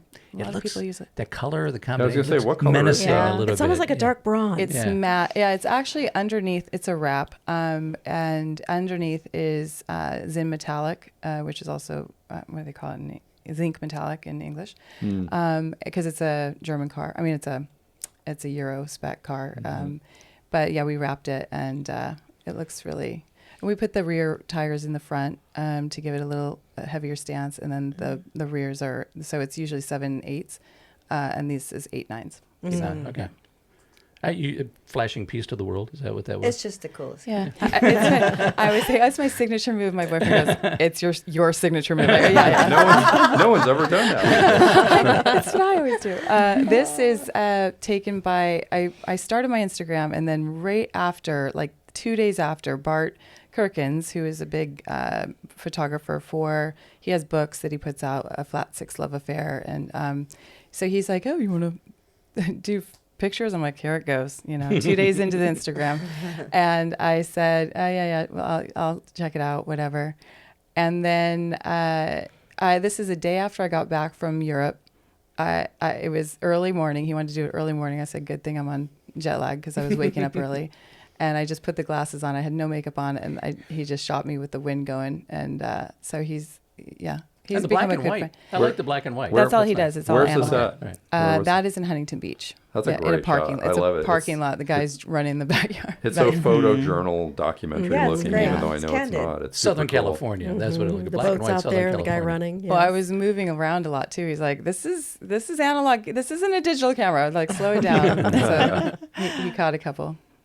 That was taken by my stepdaughter Abby. She loves the cars as well. And we went out to do some filming, and she took that picture, and it's Great cute. light. Oh, that's in a book. That's in a Porsche book too. That one is in a book called Oh My God, by Porsche. Do not know what it's called. It was a story about our love affair with each other and our cars. So it was my boyfriend and I. That was one of the pictures we submitted for that. Great And shot. with as many followers as you have on Instagram, are you driving around Southern California and all of a sudden somebody goes, "Hey, that Porsche girl"? You ever get any of that? I've had it happen a couple of times, and I think it's so hilarious. It's funny, but especially in the green car. But like, I will be talking to people at a car event, and no one recognizes me. So. Because she's like 25 and skinnier than me, and she's amazing. She's always in a good mood. But I did have one guy drive slowly, and I had just been in the magazine at Christophorus, and I was like, oh, here it goes, because I was with the car. And he goes, are you in Christophorus magazine? I said, yeah. He goes, Panorama magazine. I said, no, it's Christophorus. He goes, that's where I saw you. And then I had one group of girls and a dad driving, and they were screaming, that Porsche girl, oh my God. And I love when that, like, especially when it's girls, because they that's a big deal. And I had one girl during the pandemic goes, that Porsche girl getting her toilet paper, because there was tons of toilet paper. That's so cool. Toilet paper was Yeah. a status symbol for a while. Oh my gosh. I got a Costco 36 pack. I was like, how is wine on the shelves and there's no toilet paper? I'm like, come on, guys. And during the pandemic, so were you one of the ones hoarding during the pandemic? No, as a matter of fact, we had some, and then we got down to like one roll, and my boyfriend went down to just our little corner liquor store, and he goes, there was like 4 rolls. I just took, or maybe it was like 6 rolls, and he took just 4, and he left 2 for people. Yeah. Consider it. But it was Very when nice. they all restocked, and I was like, all right, I got to get in case something else happens. I never could figure it out. Why toilet paper? I never did figure that out. That's so weird to me, right? It is totally weird. But. Yeah. People All are right. weird. Wait, let's What is let's don't this? get into toilet paper. That's a great on the color. Porsche website. And it was just a story. I'm reading it, how I fell in love with classic 911s. Okay. So, yeah, they just did a story. Did and- Porsche reach out to you, or did you reach out to them, or Well, how did that whole I little thing followed happen? them. You I followed them. They followed me back, and I was like, "Oh, I've made it!" Like to me, it was like it was the highest honor. Yeah. And they only follow like 400 people or whatever, but so it was a really high honor. I was really excited, and then when they called me, they wanted to do a story in Christophorus, and they said, you know, it's hard to find girls we want to do stuff with because you know the girls are a lot of time posing on the cars and stuff like that. So they wanted somebody who had a little bit something else going on. I think, I think Classier. they've done little stories on Miss Martina over here too, so that was a huge honor too because the person who reached out on my Instagram had like 6 followers, and I'm like, they're like, we want to talk to you about working with a big company or whatever, and I was like, I don't think I'm going to answer this. And I always go, what's up? And then it ended up being a Porsche person. I go, I almost didn't answer. And she goes, you know, people don't answer often. I use my personal. And I said, yeah, you need to use your Porsche. Yeah. You know, they may little have had an credibility. ulterior motive too, because they were probably thinking, we got to find out about that color. Yeah. I mean, after the story you told us, They were probably like, chipped a piece off and they went, yeah. is that it for the photos? No, we have more. Oh, we got more. All right. I wanted to talk about this image, which is amazing. Love it. So tell us a little bit. So that is my 997.2 race car, 911. And it's called Firehorse for the year that I was born. And I love this car. So it's amazing It's an looking. awesome car. And I love how you kind of took that martini look and worked that into it. Yeah. Yeah. At first, my eyes looked at, well, martini. No, wait a minute. And I got to Yeah. like squint to see that it's a. It's very Yeah. Euro Martina spec looking Kwan. with those colors, right? Yeah. That livery. See that It's, size though? You know, It's perfect. Martini, Martina. Yeah. No, that works. Yeah. Those- on the Works. back, are those 10s? Tires? Yeah, are those look like 10s on the back? 10-inch? 17? No, 10? no. No. Yeah. Okay, maybe it's the angle, but so we'll say you don't get to see those too often. Ooh, There's that's a a great nice shot. Looking like a badass. Yeah. So that was an incredible year. I was at Cars and Copters with my GT3 RS in May, and I was scouted by the executives from Celine, which is an American car company, to drive in a fully sponsored ride in the GT World Challenge. And one of the first assignments, aside from racing, was to go to China, which was a great honor, being half Chinese as well, and representing women, you know, Chinese women, and drove in front of 25,000 people in the Olympic Stadium in Beijing. Wow. Wow. And Amazing. yeah, That's so exciting. this was the day before, and we were at the Golden Port racetrack in Beijing before we moved the cars to the Olympic Stadium. So that was an incredible year and probably the hardest in my life. I was on my championship with the Porsche, and then I was driving professionally here, but that's what dreams are made of. What year was this? This was 2019. Okay. Wow. Right before everything went to shit. Right? Exactly. Yeah, that's right. Wow. Yes. Amazing. By the way, you guys can't cuss. We can, not that we want to, but you can cuss. So Well, in that case, Beth encourages us to Yes, cuss I do, more, often. but we can't cuss enough for Beth. It so depends on the subject matter, though. That's true. Reeled in. Selective cussing. Yeah, that's right. Oh, This shot's amazing. Tell us about this. This was in 2017, and that was kind of the year that started my new journey of wanting to become a race car driver. Had stripes on it. It was still a street legal car. But 2017 was a hugely symbolic year for my new freedom. I divorced in that year. I met Dwayne in that year. I became a race car driver, and at that time, I won the championship. That was the first year of winning. And that was an amazing year, and this picture really symbolizes that happiness that I hadn't seen in myself in so long. And so, yeah, my advice to any woman is it's never too late to change your life. And if you're not happy, just change the scenario and move on to the next. awesome. great Because the story. photos also show a lot of confidence. Yes. Amen. For sure. Yeah, Just definitely. empowerment. And you've got awesome shoes, too, I have to add. In every shot that I've seen and what you're wearing, as we've commented earlier. I think the first time I Beautiful. met you, you got out of the car and you got out with these gigantic stilettos, and I was like, "That's my girl." Like yeah, not even a problem for her. Yeah. That's funny. This picture was I was in the Billionaire magazine photo shoot, and so this car was lent by Porsche Beverly Hills, and then I had my own GT3 RS, and then Aston Martin as well. And so I love this picture because it's also sort of a fiercely independent woman with her helmet, and yeah, we can do just as much as men. Great shot. Didn't you mean Aston Martina? It works. Great. It's funny. And then that was another, again, the independence and confidence with the helmet and the freedom that it speaks volumes to me. I love this picture. Standing in front of the Porsche, that was at Will Rogers Park in the Pacific Palisades. Yeah. And so for the GT3 RS, we actually used the stables in the background as the backdrop. And yeah, perfect location. And I love these photo shoots because it just, I hope, inspires confidence in others as well. Well, and it's backed by actual, like her legacy of driving, and it's not just posing. It's like she's posing as a powerful woman that also inspires women to want to be female. We love being female. We don't want to be a dude. So like even when I say like posing in front of the car, I'm saying using it as a prop as opposed to, I always say we're the accessory to the car. I mean, the car is it should be, the car is the star, and but when she poses in front of that, it's so much more power because there's a story behind it. That's right. So. Well, and there's authenticity. You're not being a model. You're a race car driver, and you're a confident woman, and I think it's great.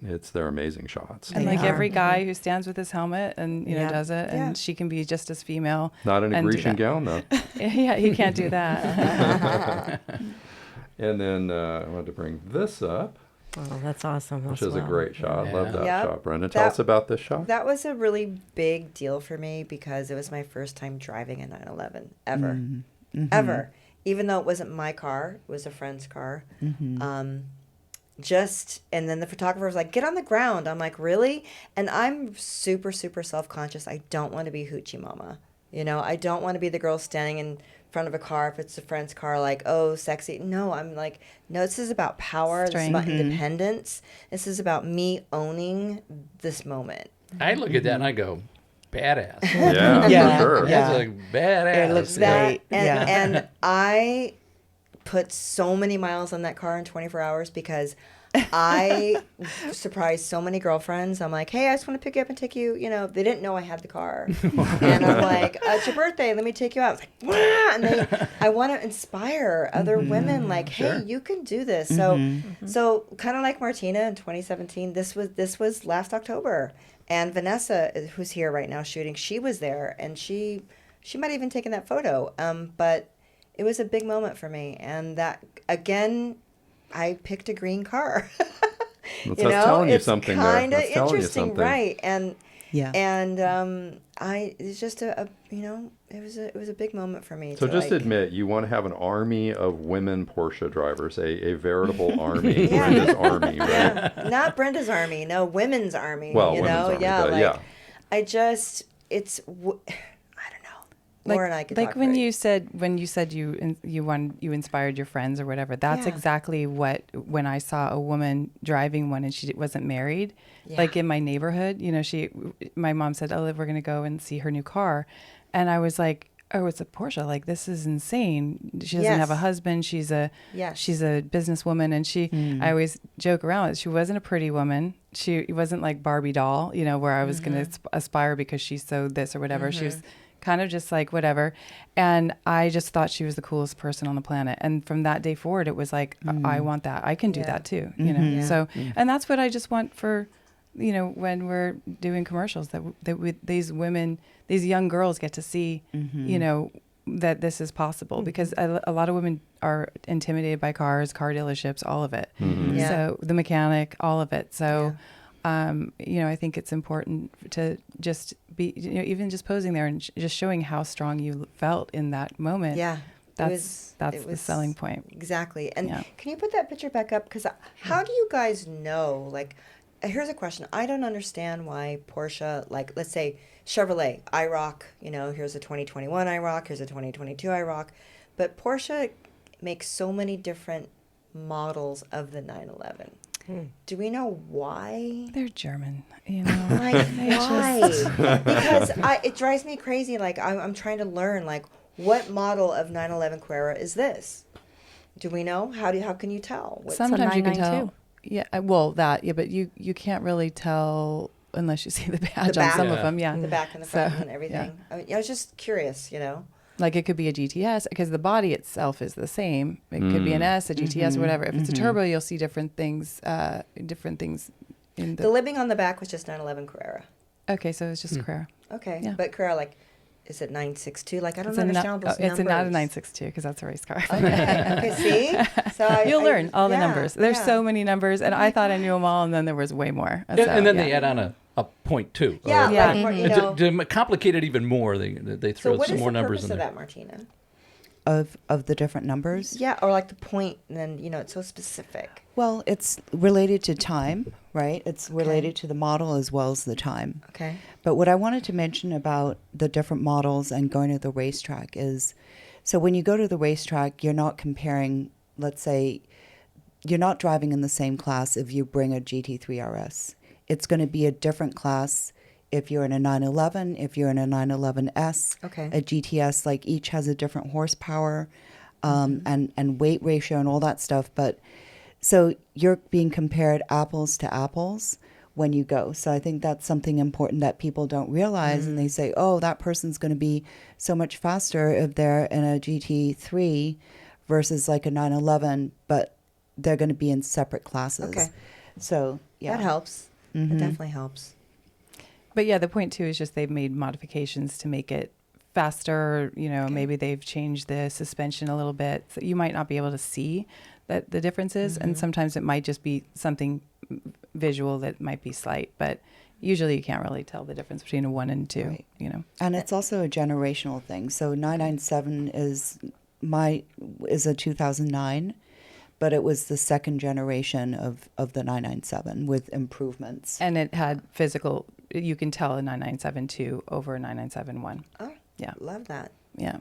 So You'll what's, learn. What's this one, Brenda? Well, Vanessa took that photo, and we were at Pecla. Is that how you say it? P-E-C-L-A. It was my first time, and I was like, oh my gosh, look at this. It was just exciting to be there, and we wanted to start off the year right and, you know, go there and be inspired, and I was just excited to be around cool cars. Yep, there's my first time in a simulator at Porsche, just having a good time and driving and trying to send it and learn. I was driving the Spa, is it Spa track? Yeah, I was driving the track from Spa, and yeah. So just having curious, if our race car driver, have you been in one of these simulators, Martina? Oh, yeah. How do you rate the experience compared to reality? It's pretty good. So Pretty good, huh? when I was asked to drive in the Celine, I hadn't gone to a lot of the East Coast tracks that we were going to drive. So I went to Pecla and almost every day went and put my suit on and my helmet and, you know, sort of real life simulation. It's amazing to learn new tracks, and you feel like you've actually been there when you go. So when I got to Watkins Glen or Road America or Portland, I was like, wow, it feels like I've been here. Oh, interesting. But there are things about the simulator that are completely not reality based. So what I suggest to people is if you drive a simulator 5 days before you go racing, just stop.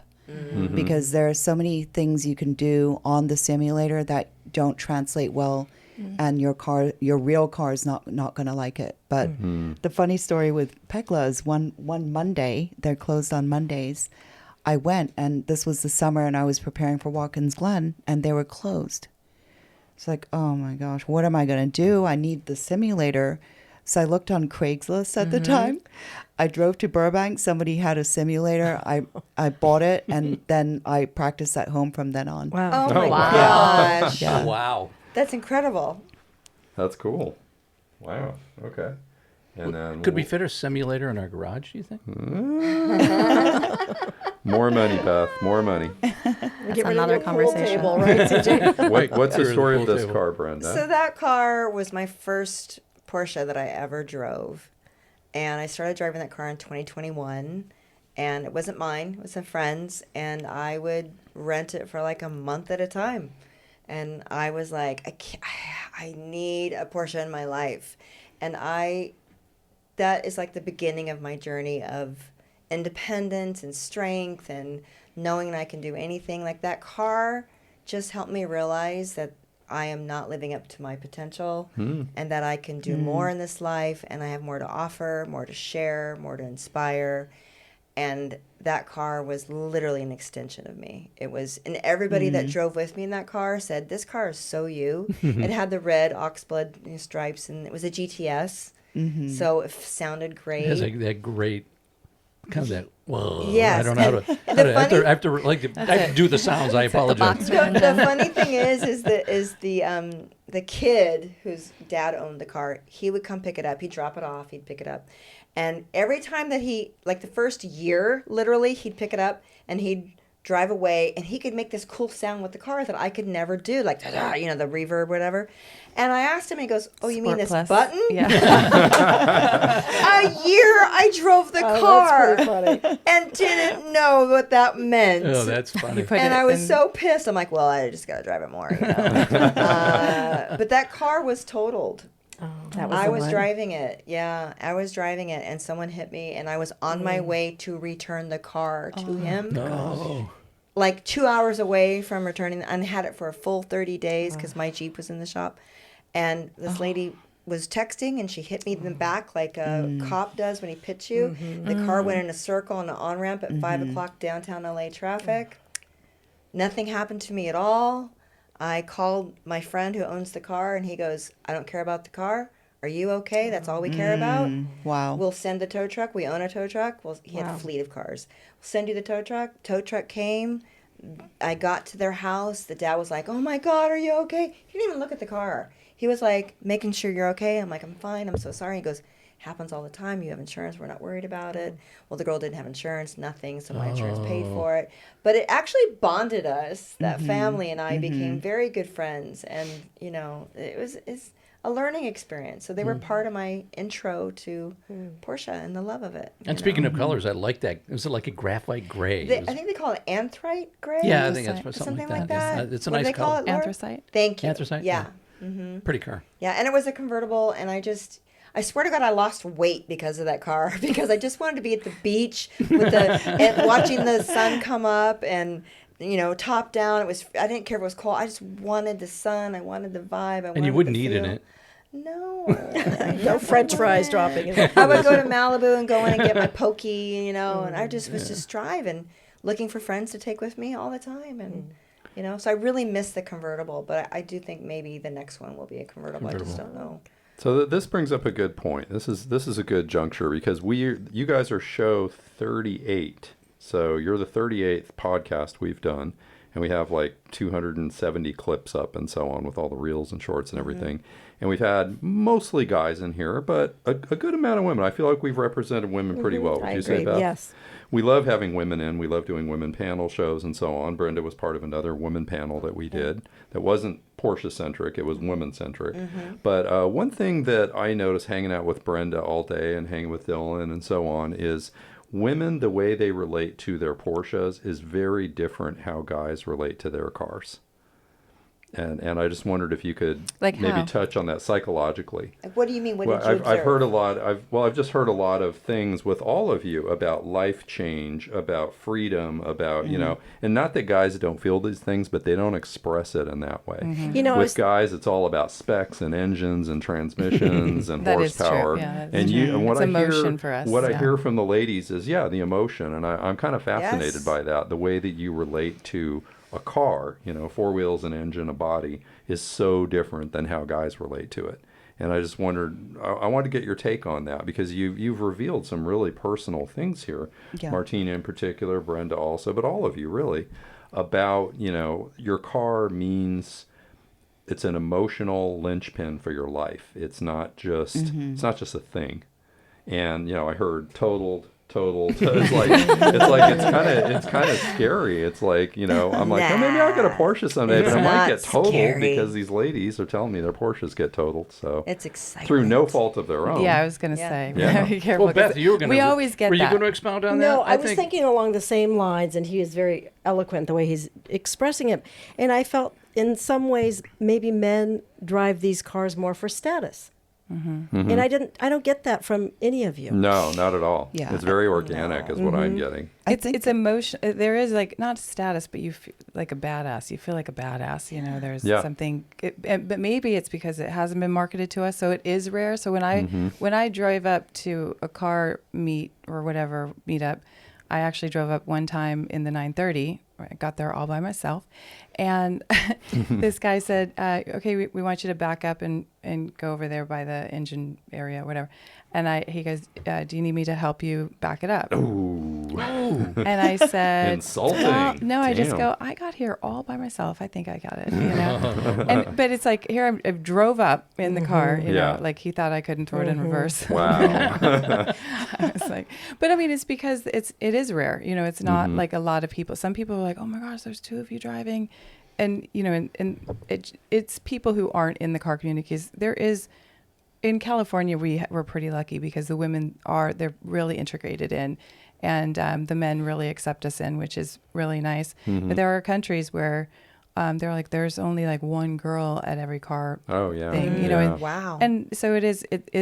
California specifically, there's a lot more women Yeah. with Porsches and stuff. For sure. But it's this is why to me it's like in my lifetime I want to see that change.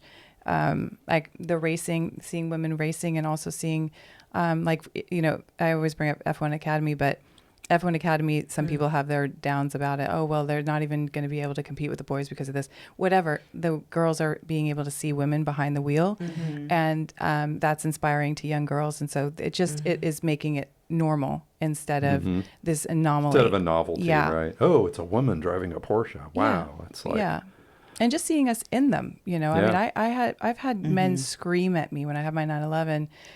This one guy was just screaming, and he would not let me merge in. And I was like, "What are you doing? Like, you're gonna run me off the road?" And he's screaming like, "You bitch!" Like, and I was, and he's flipping me off in front of his Jeez. wife's face like Wow. this. And I was like, I just slowed up and I go, "That's your dude." Yeah, right. And she's right. like, Yep. you know, and but men do. They'll say things like, and I've said this on other podcasts, but it's like they'll say things like, "You're not that pretty," you know. Wow. Jeez. And I'm Crazy. like, I mean, And do you think they're saying this because day I you're was in a not very 911 or? Wow. I think they're well, jealous. they think you think you're cool or something like that. my Even one of my God. friends in my neighborhood, when he first met me, he goes, "Oh yeah, you're always just driving like you're real cool through the neighborhood." And I go, "Or I'm Wow. just driving." Like I Right, don't. right. Right. Like what's my? I go, "Do I look like a bitch?" And he's like, "Well, I mean, you look like." I go, "Like what? Like what does my face look like in pensive thought?" But I Right. now I know I have resting bitch face. That's Yeah. insane. No, you don't. That's insane that No. somebody puts their whatever's going on in their mind on you while you're driving. And That's it happens crazy. a lot. It happens a lot. Like it's really weird to me that, and even people that they don't want to say that they have a certain car. Guys, even like there's a guy who works with my boyfriend, and he got a Cayman R. And he didn't want anyone to know. I go, first of all, it's a $37,000 car because it was used at the time when he got it. And I said, some Hondas are more expensive than that. So you shouldn't feel bad that you're driving this car that was your dream car. Right. Yeah. And you should be proud of it, you know, and you've worked really hard in your life and that you deserve it. And he's a Yes. guy. And I just don't feel like it should be inspirational. It should be Right. shared. If my Yes. friends get a better car than me, I'm like, I've got a better car now. This is amazing. If she's got a race car, I get to go in a race car, you know? Right. You bring up a really good point, and I've experienced, even though I'm not a car guy, I have experienced this in my life. And for me, it was even more innocuous. It was a BMW 325. Yeah. I had a Camry. I was making a little bit of money, just a little bit, not much. and said, I used to sell BMWs back in the 80s, so I knew I knew old BMWs like CJ era BMWs, 2002s. I knew those cars. I loved the old BMWs. They were great cars. And I bought the car, and I drove it, and I was absolutely amazed at people's perception of me. Overnight, I was rich, and I was an asshole. Yeah. Wow. It was just like, what is going on? Because I'm not that into cars. So now I know. Now it's like, oh, BMW driver dicks, right? That's the perception. I'm not saying it's true. I'm not saying it's true, but that's We've moved that to Tesla people now. Oh, Yeah, yes, no, I agree. we have. Yes, Agreed. yes. Moved on to Tesla for sure. I hate to say, I like, do guys have a in weird their judgment on 30s. Teslas. For sure. Guys in their I'm with 30s. you. Guys in their 30s, I find to be the most aggressive and sorry, and the rude BMWs. in BMWs and Teslas. Yeah. Both. Yeah, Teslas, they just don't know what they're doing. No. They've made a bad choice to start. Now they're, Yeah. I just wanted to say that when I used to pick up my kids from elementary or middle school or high school in the Porsche or the GT3 RS, they loved it. And the kids, especially the elementary school, girls would say, "Mommy, that's a girl." And the boys, and it was just, it's another way of saying, you can do this as well. Yes. Right. Girl or boy. Yeah. It's very interesting how people will judge you based off the car you drive, which I find insane. It's like, I would never judge anyone based off the car that they drive. Even a Tesla, even a junker. Gabe, who's our executive producer, who's the biggest car guy in the world, he has a Tesla. And we give him a lot of shit about it. But it's more of the way they drive them. Yeah. And how they cut you off. But or it's, how but they, it's you good. know, that With sort of us, it's thing. good naturedly because we Oh, love yeah, Gabe. with He's a great Gabe, guy. yes, It's just we absolutely. get to make fun of him because he has a Tesla. Like I make fun of myself because I have a Corolla. It's like I drive a vacuum cleaner. It's not even a car. It's an appliance. I took a But- video on the way here saying there was 2 Teslas that I just passed in the fast lane going like 61 mile an hour. And I got I was like, this is the third one. I got to get it. And then there was another Tesla in front of it. And I was like, I hate them. They're terrible. And the Cybertruck, don't get me started. Oh, yes, that's another show. That's a show. Controversy. That's a show. We're going to go way off Porsche here. Does anybody like those? I've never heard one positive comment I about have seen those. people like them, and they're terrible. They're terrible, terrible cars. We They're not have even cars. we have a friend of the show now, Peter Kaplan, who is a fine art photographer, who you will be hearing about because we're going to be, now that you're a guest of West of Tulsa, you're going to be invited to a very special event we're going to have, which is a gallery showing. But in his portfolio, he shot the inventor of the Cybertruck, who lives up in Montecito, right here across the street. It's black. It's by the way. black. It's black. He shot some really cool photos of it, and it was really interesting hearing his take on it because he's a car guy, but he's kind of like me. He's not hardcore. He's not like him, and not like Gabe, and not like some of our other friends of the show who are like maniacs with cars. And it's really interesting how people perceive that car because I'm with you. I see those things driving down the freeway, and I just think they're the Giant dumbest looking trash thing I've ever cans. Yeah. seen. But there's some cool technology in them and blah, blah, blah. And They're just dangerous too because, like, if you drive so have them drive a Taycan and then get it back into any Tesla. Yeah. And the technology, it's a technology company. It's not a car company. It's not really supposed to be on the road. It's like a I don't know what- software company, right? It's like and Yeah. there's a lot of issues. Like there's people who have burned up in them because they can't open the door. There's just there's no Right. safety features, Right. So. But in the DOT, they don't even have to really do all the same DOT stuff. I learned that I had a lunch with the Haggertys, and there was journalists, and they were all talking about how unsafe they are. And now we when we do Uber, we take the green Uber. It's the same price, whatever. So we usually get like a Tesla instead of a Corolla. Sorry. No one's will take it, not at all. But when you get in and close the door, everything is just like, I think, it's not. It's just, and then you get in and, when I drove the Taycan, I got in the same day to a Tesla, and I was just like, the differences was just so crazy. And so when people put down electric cars, I'm like, you haven't driven a Taycan, or, they're like, oh, it's a toaster. I'm like, have you driven one? Just drive one. Right. Yeah. It is a great car, but there's a huge price difference between a Tesla and a Taycan. That's true. That's true. Yeah. We had Can't very forget good about point. that, That's right? Yeah, there That's is right. that. We had another young lady on the show who was sitting in your seat, Martina. She's 20 years old. Her name is Vivian Topaz. She's a badass. Yeah. She's 20 years old, and she knows how to rebuild Miatas from scratch. She's doing, what was it, an SR20 swap into her black and white Miata. She's a badass. But she was saying in your seat the exact same thing, like, I hate EVs, but man, that Taycan, that's pretty badass. So I mean, they're expensive for a reason, and they are safer, and they, It's a beautiful car. The technology is so next level. Like I went to the to Atlanta to view the Taycan Turbo GT, and I got on the track with Jörg Bergmeister, who is a Porsche development driver, and also a race car driver, and it was the scariest. was it terrifying?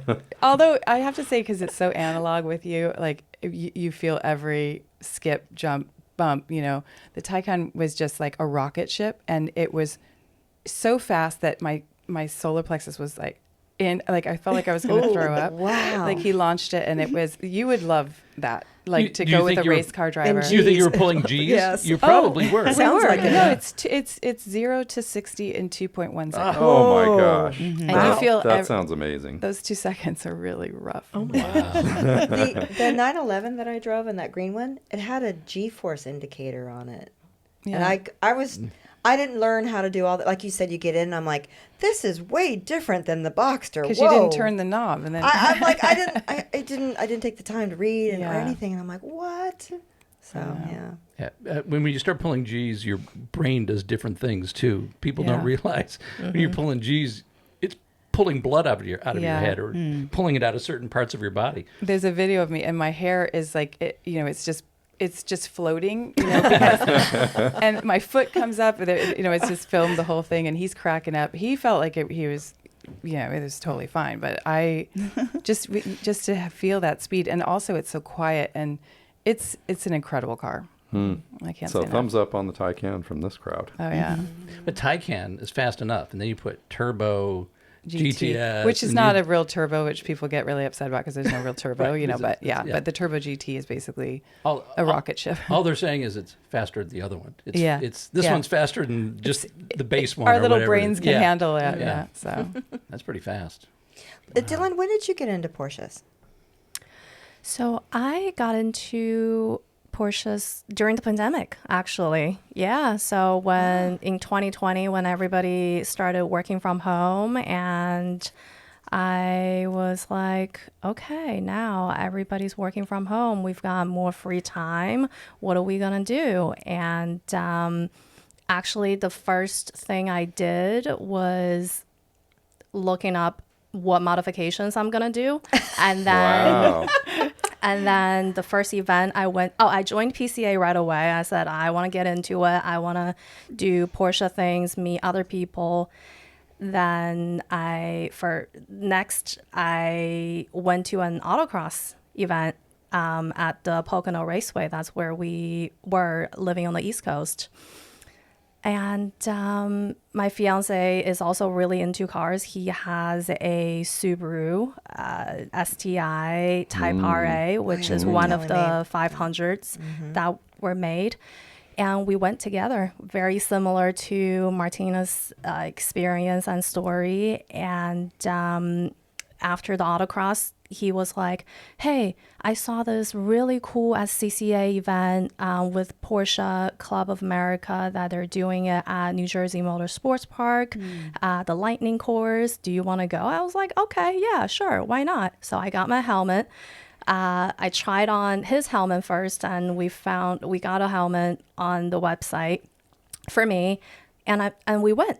So that's why when we were talking about, oh, do you work on your cars? I was like, I prefer not to. I don't do manual labor, and my fiance is my pit crew, so he'll check my tire pressures. He'll check everything, and that was super fun on the New Jersey Motor Sports Park Lightning Course. And we went back there again, and then we went back to the Pocono Raceway to race more until we moved here. Haven't had a chance to check out the racetracks, but it's definitely on my list. Would love to get on the racetracks. I love how she's like thinking modifications before I know, right off the Yeah. bat. I I'm would gonna make love it it faster. too. I love it loud.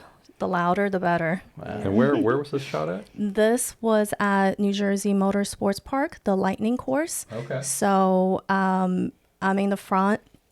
Behind me was my fiance. He was driving his Subaru. Oh, that's a Subaru. STI Type RA. And we were in the novice group. I mean, he shouldn't be in the novice group, but he was being nice, trying to, support me and guide me and teach me the lines on the racetrack. And surprise, I'm not trying to show off in front of a championship race car driver or anything like that. But that was my second time on the racetrack, and I timed in line with people that were in the intermediate group. Oh, Great. It's Very impressive. cool. Very Yeah. good. So, Those modifications paid off. Yeah. that was in New Jersey, second time. And behind me was my fiance. Wow. And That's then great. tell us about this. I'm curious what's going on here. Okay, so this was the winter before we moved here from Philadelphia. And my fiance, Michael, we were actually transporting his car, not pictured here. He has a Gen 2 Ford Lightning that's fully modded, cammed, makes about 700 horsepower to the wheels that he built with his father in their garage. And when we were talking about, women are more emotional with cars, and it's actually his story too, and he still has that car today, the Lightning, and it's super emotional for him as well because they've spent hours building that Lightning. And so we were transporting that car, and when the driver pulled up to the parking lot, I was like, wow, is that a GT3? And it's a 991.1, which is a 2015 GT3 in orange, red. And I was like, this would be my dream car. At that point, I've always liked newer cars, like the newer GT3s, GT3 RS. They just look so techy to me, like the wings, But that's the point when I was like, I actually like the older GT3s, like the wings, they just hit different. So I was like, I have to take a picture in front of this car, and when we were looking at the GT3 earlier this month, it was that's the style we were looking at. Very cool. Yeah. All right. They're pieces of art, aren't they?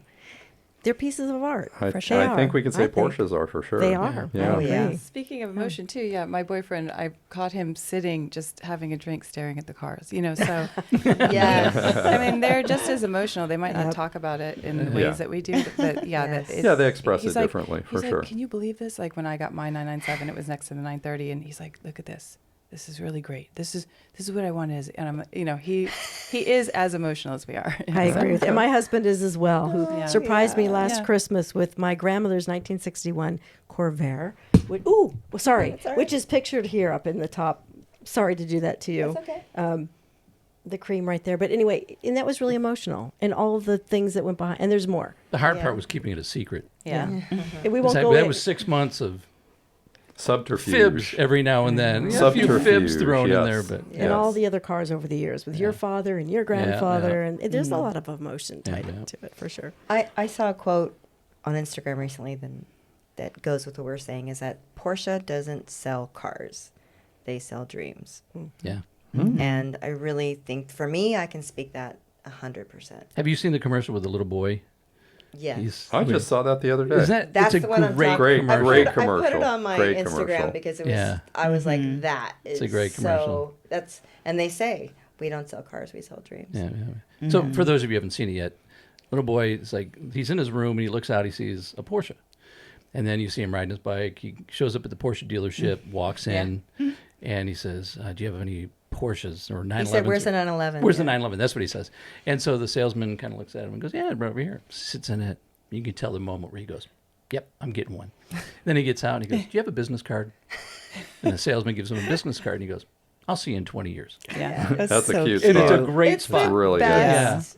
Yeah, it's a really good Yes, spot. it's awesome. But that plays right into that. Yes. Yeah. That's where I saw it. Yeah. Porsche sells dreams, not cars. My green car was used for a commercial that was a spec commercial, same thing. It was a little girl though, and she was playing with the little car, and the dad pulls up, and then the next thing you know, there I don't know how it goes, but basically, that's like back in time, and she's a little girl, and she's playing with cars, and then they meet up in Angeles Crest actually, and they pull in their two Porsches, and one's the old one the dad had, and then and they had to age the dad and do the whole thing in my car, but I think I have seen that one. it's a spec commercial, so I don't know if you have, but I have put it on mine. Okay. So maybe you did see it, but There might be something out there similar, maybe. yeah, probably a That lot. sounds Yeah. familiar. Subaru has something. I mean, yeah. cars have Maybe, these yeah. beautiful, Yeah. emotionally Yeah. Yeah. impactful.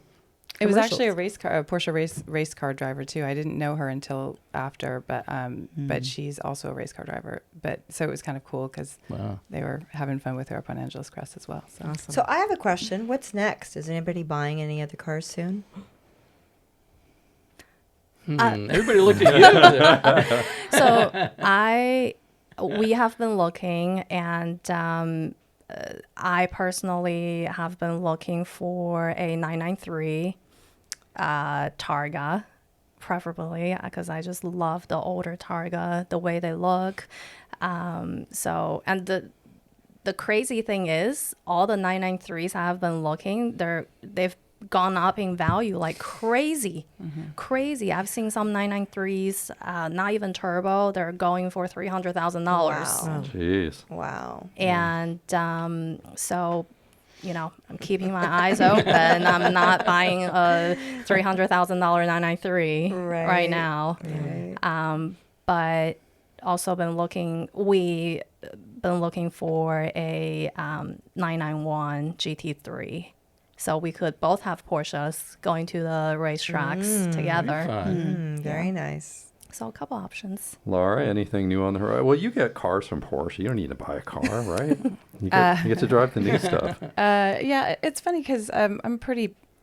I'm at the stage of my life now. I'm like, I just want to travel. I just so You got the travel bug. yeah, it's really bad. Like I feel a fish out of water if I'm back home. I really. Wow. So yeah, I'm trying to go to Italy again. In a couple of weeks, I'll be there. I want to move there part time. Live in Europe.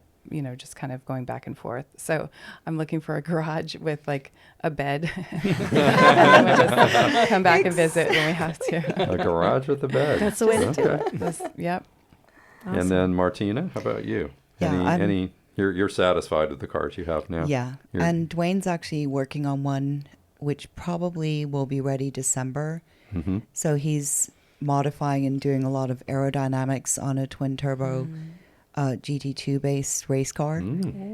So that's always fun to watch him Yeah. see the progress on that car. You'll get to drive that car, right?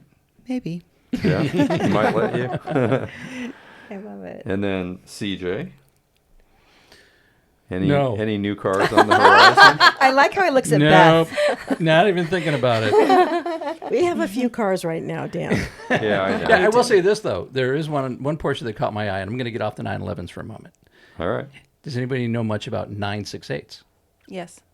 What do you think of them? I think they're kind of weird looking, but Are those the you slant can still nose? get them. For, I was going to say, what is a 968? I have no like idea. So What is 968 that? would be the progression from the 924 to the 944 to the 968. Oh, what year So, was that car? Early 90s, so it'd be a 90 to And then- and 94, it's- somewhere in that range. Yeah, And then they maybe, yeah. discontinued it in Yep. the 90s? Yep. Okay. It's weird because I don't think there's a whole lot of them. There aren't. And so I feel like you should just buy one anyway because it will go up. Exactly. I think the same thing. Yeah. Good So investment. the one I spotted, it's a 93, has 80,000 original miles on it.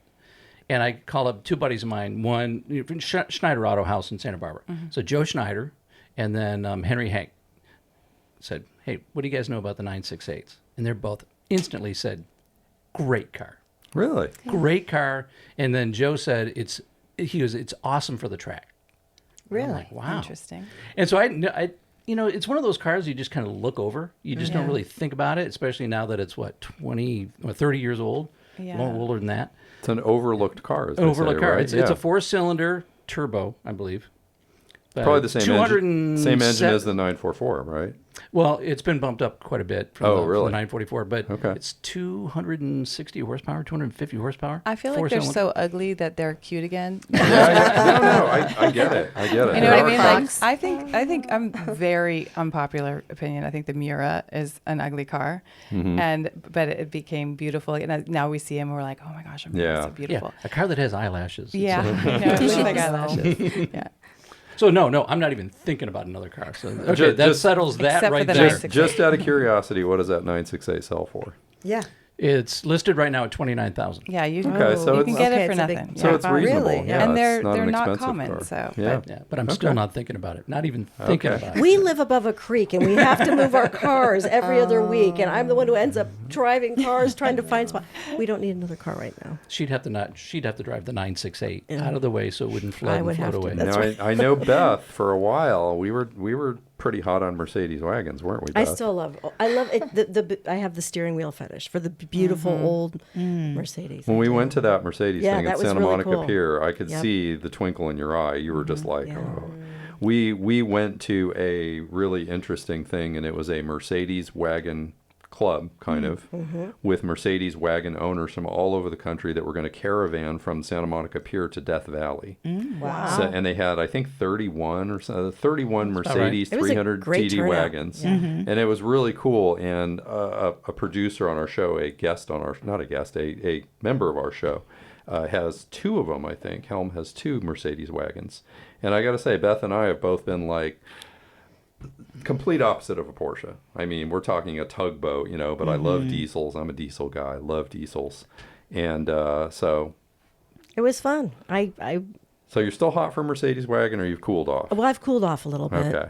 Because we live near a creek. So Well, you'd have to get rid of the Corvair Damn it, probably to my justify. We might getting- have to get rid of the Honda Odyssey that our daughter spilled a Frappuccino in 3 Yeah, years yeah. ago, and it's still So it's so disgusting. nothing on the horizon. Not for right Beth. now. No. Okay. No. And then Brenda, which I already know the answer to this, but Yeah, we're I'm gonna ask you just anyway. looking. I don't know what's next. I've never heard such indecision, because we sat down at her place and I interviewed her and we talked about this for like 20 minutes of like GT2, GT3, Yeah, race car, race street car, car. convertible, blah, and it's like so. I know it'll be manual. Oh, okay. There you go. I was Okay. going to say, what's I the one know thing it'll be that you- manual Are you, because are I you still? miss that. Are I you love still? manuals It too. must be a convertible. Are you still on that? No, I don't know. It's a feeling when it's emotional for me. Is there any other things that we didn't cover that you guys would like to cover or bring up? I mean, I think we had a really good exploration of women and Porsche and the mystique of Porsche and all that stuff. anybody want to talk about Peugeot? Citroen? No. Citroen? No, Citroen? We had a No. Citroen guy on a few weeks ago. That was I do. Okay. What is the deal with who is not making? Are we not doing gas anymore in certain, combustion it's engines? going away. Like, It's going away. completely going Yeah. away. Oh, ICE Right? engine. Yeah. I think we're going to still have our cars. I don't know how it's going to go, but I mean, people are fighting it all the way, and it's coming. That is just what's happening. I think it's going to be an age out, personally.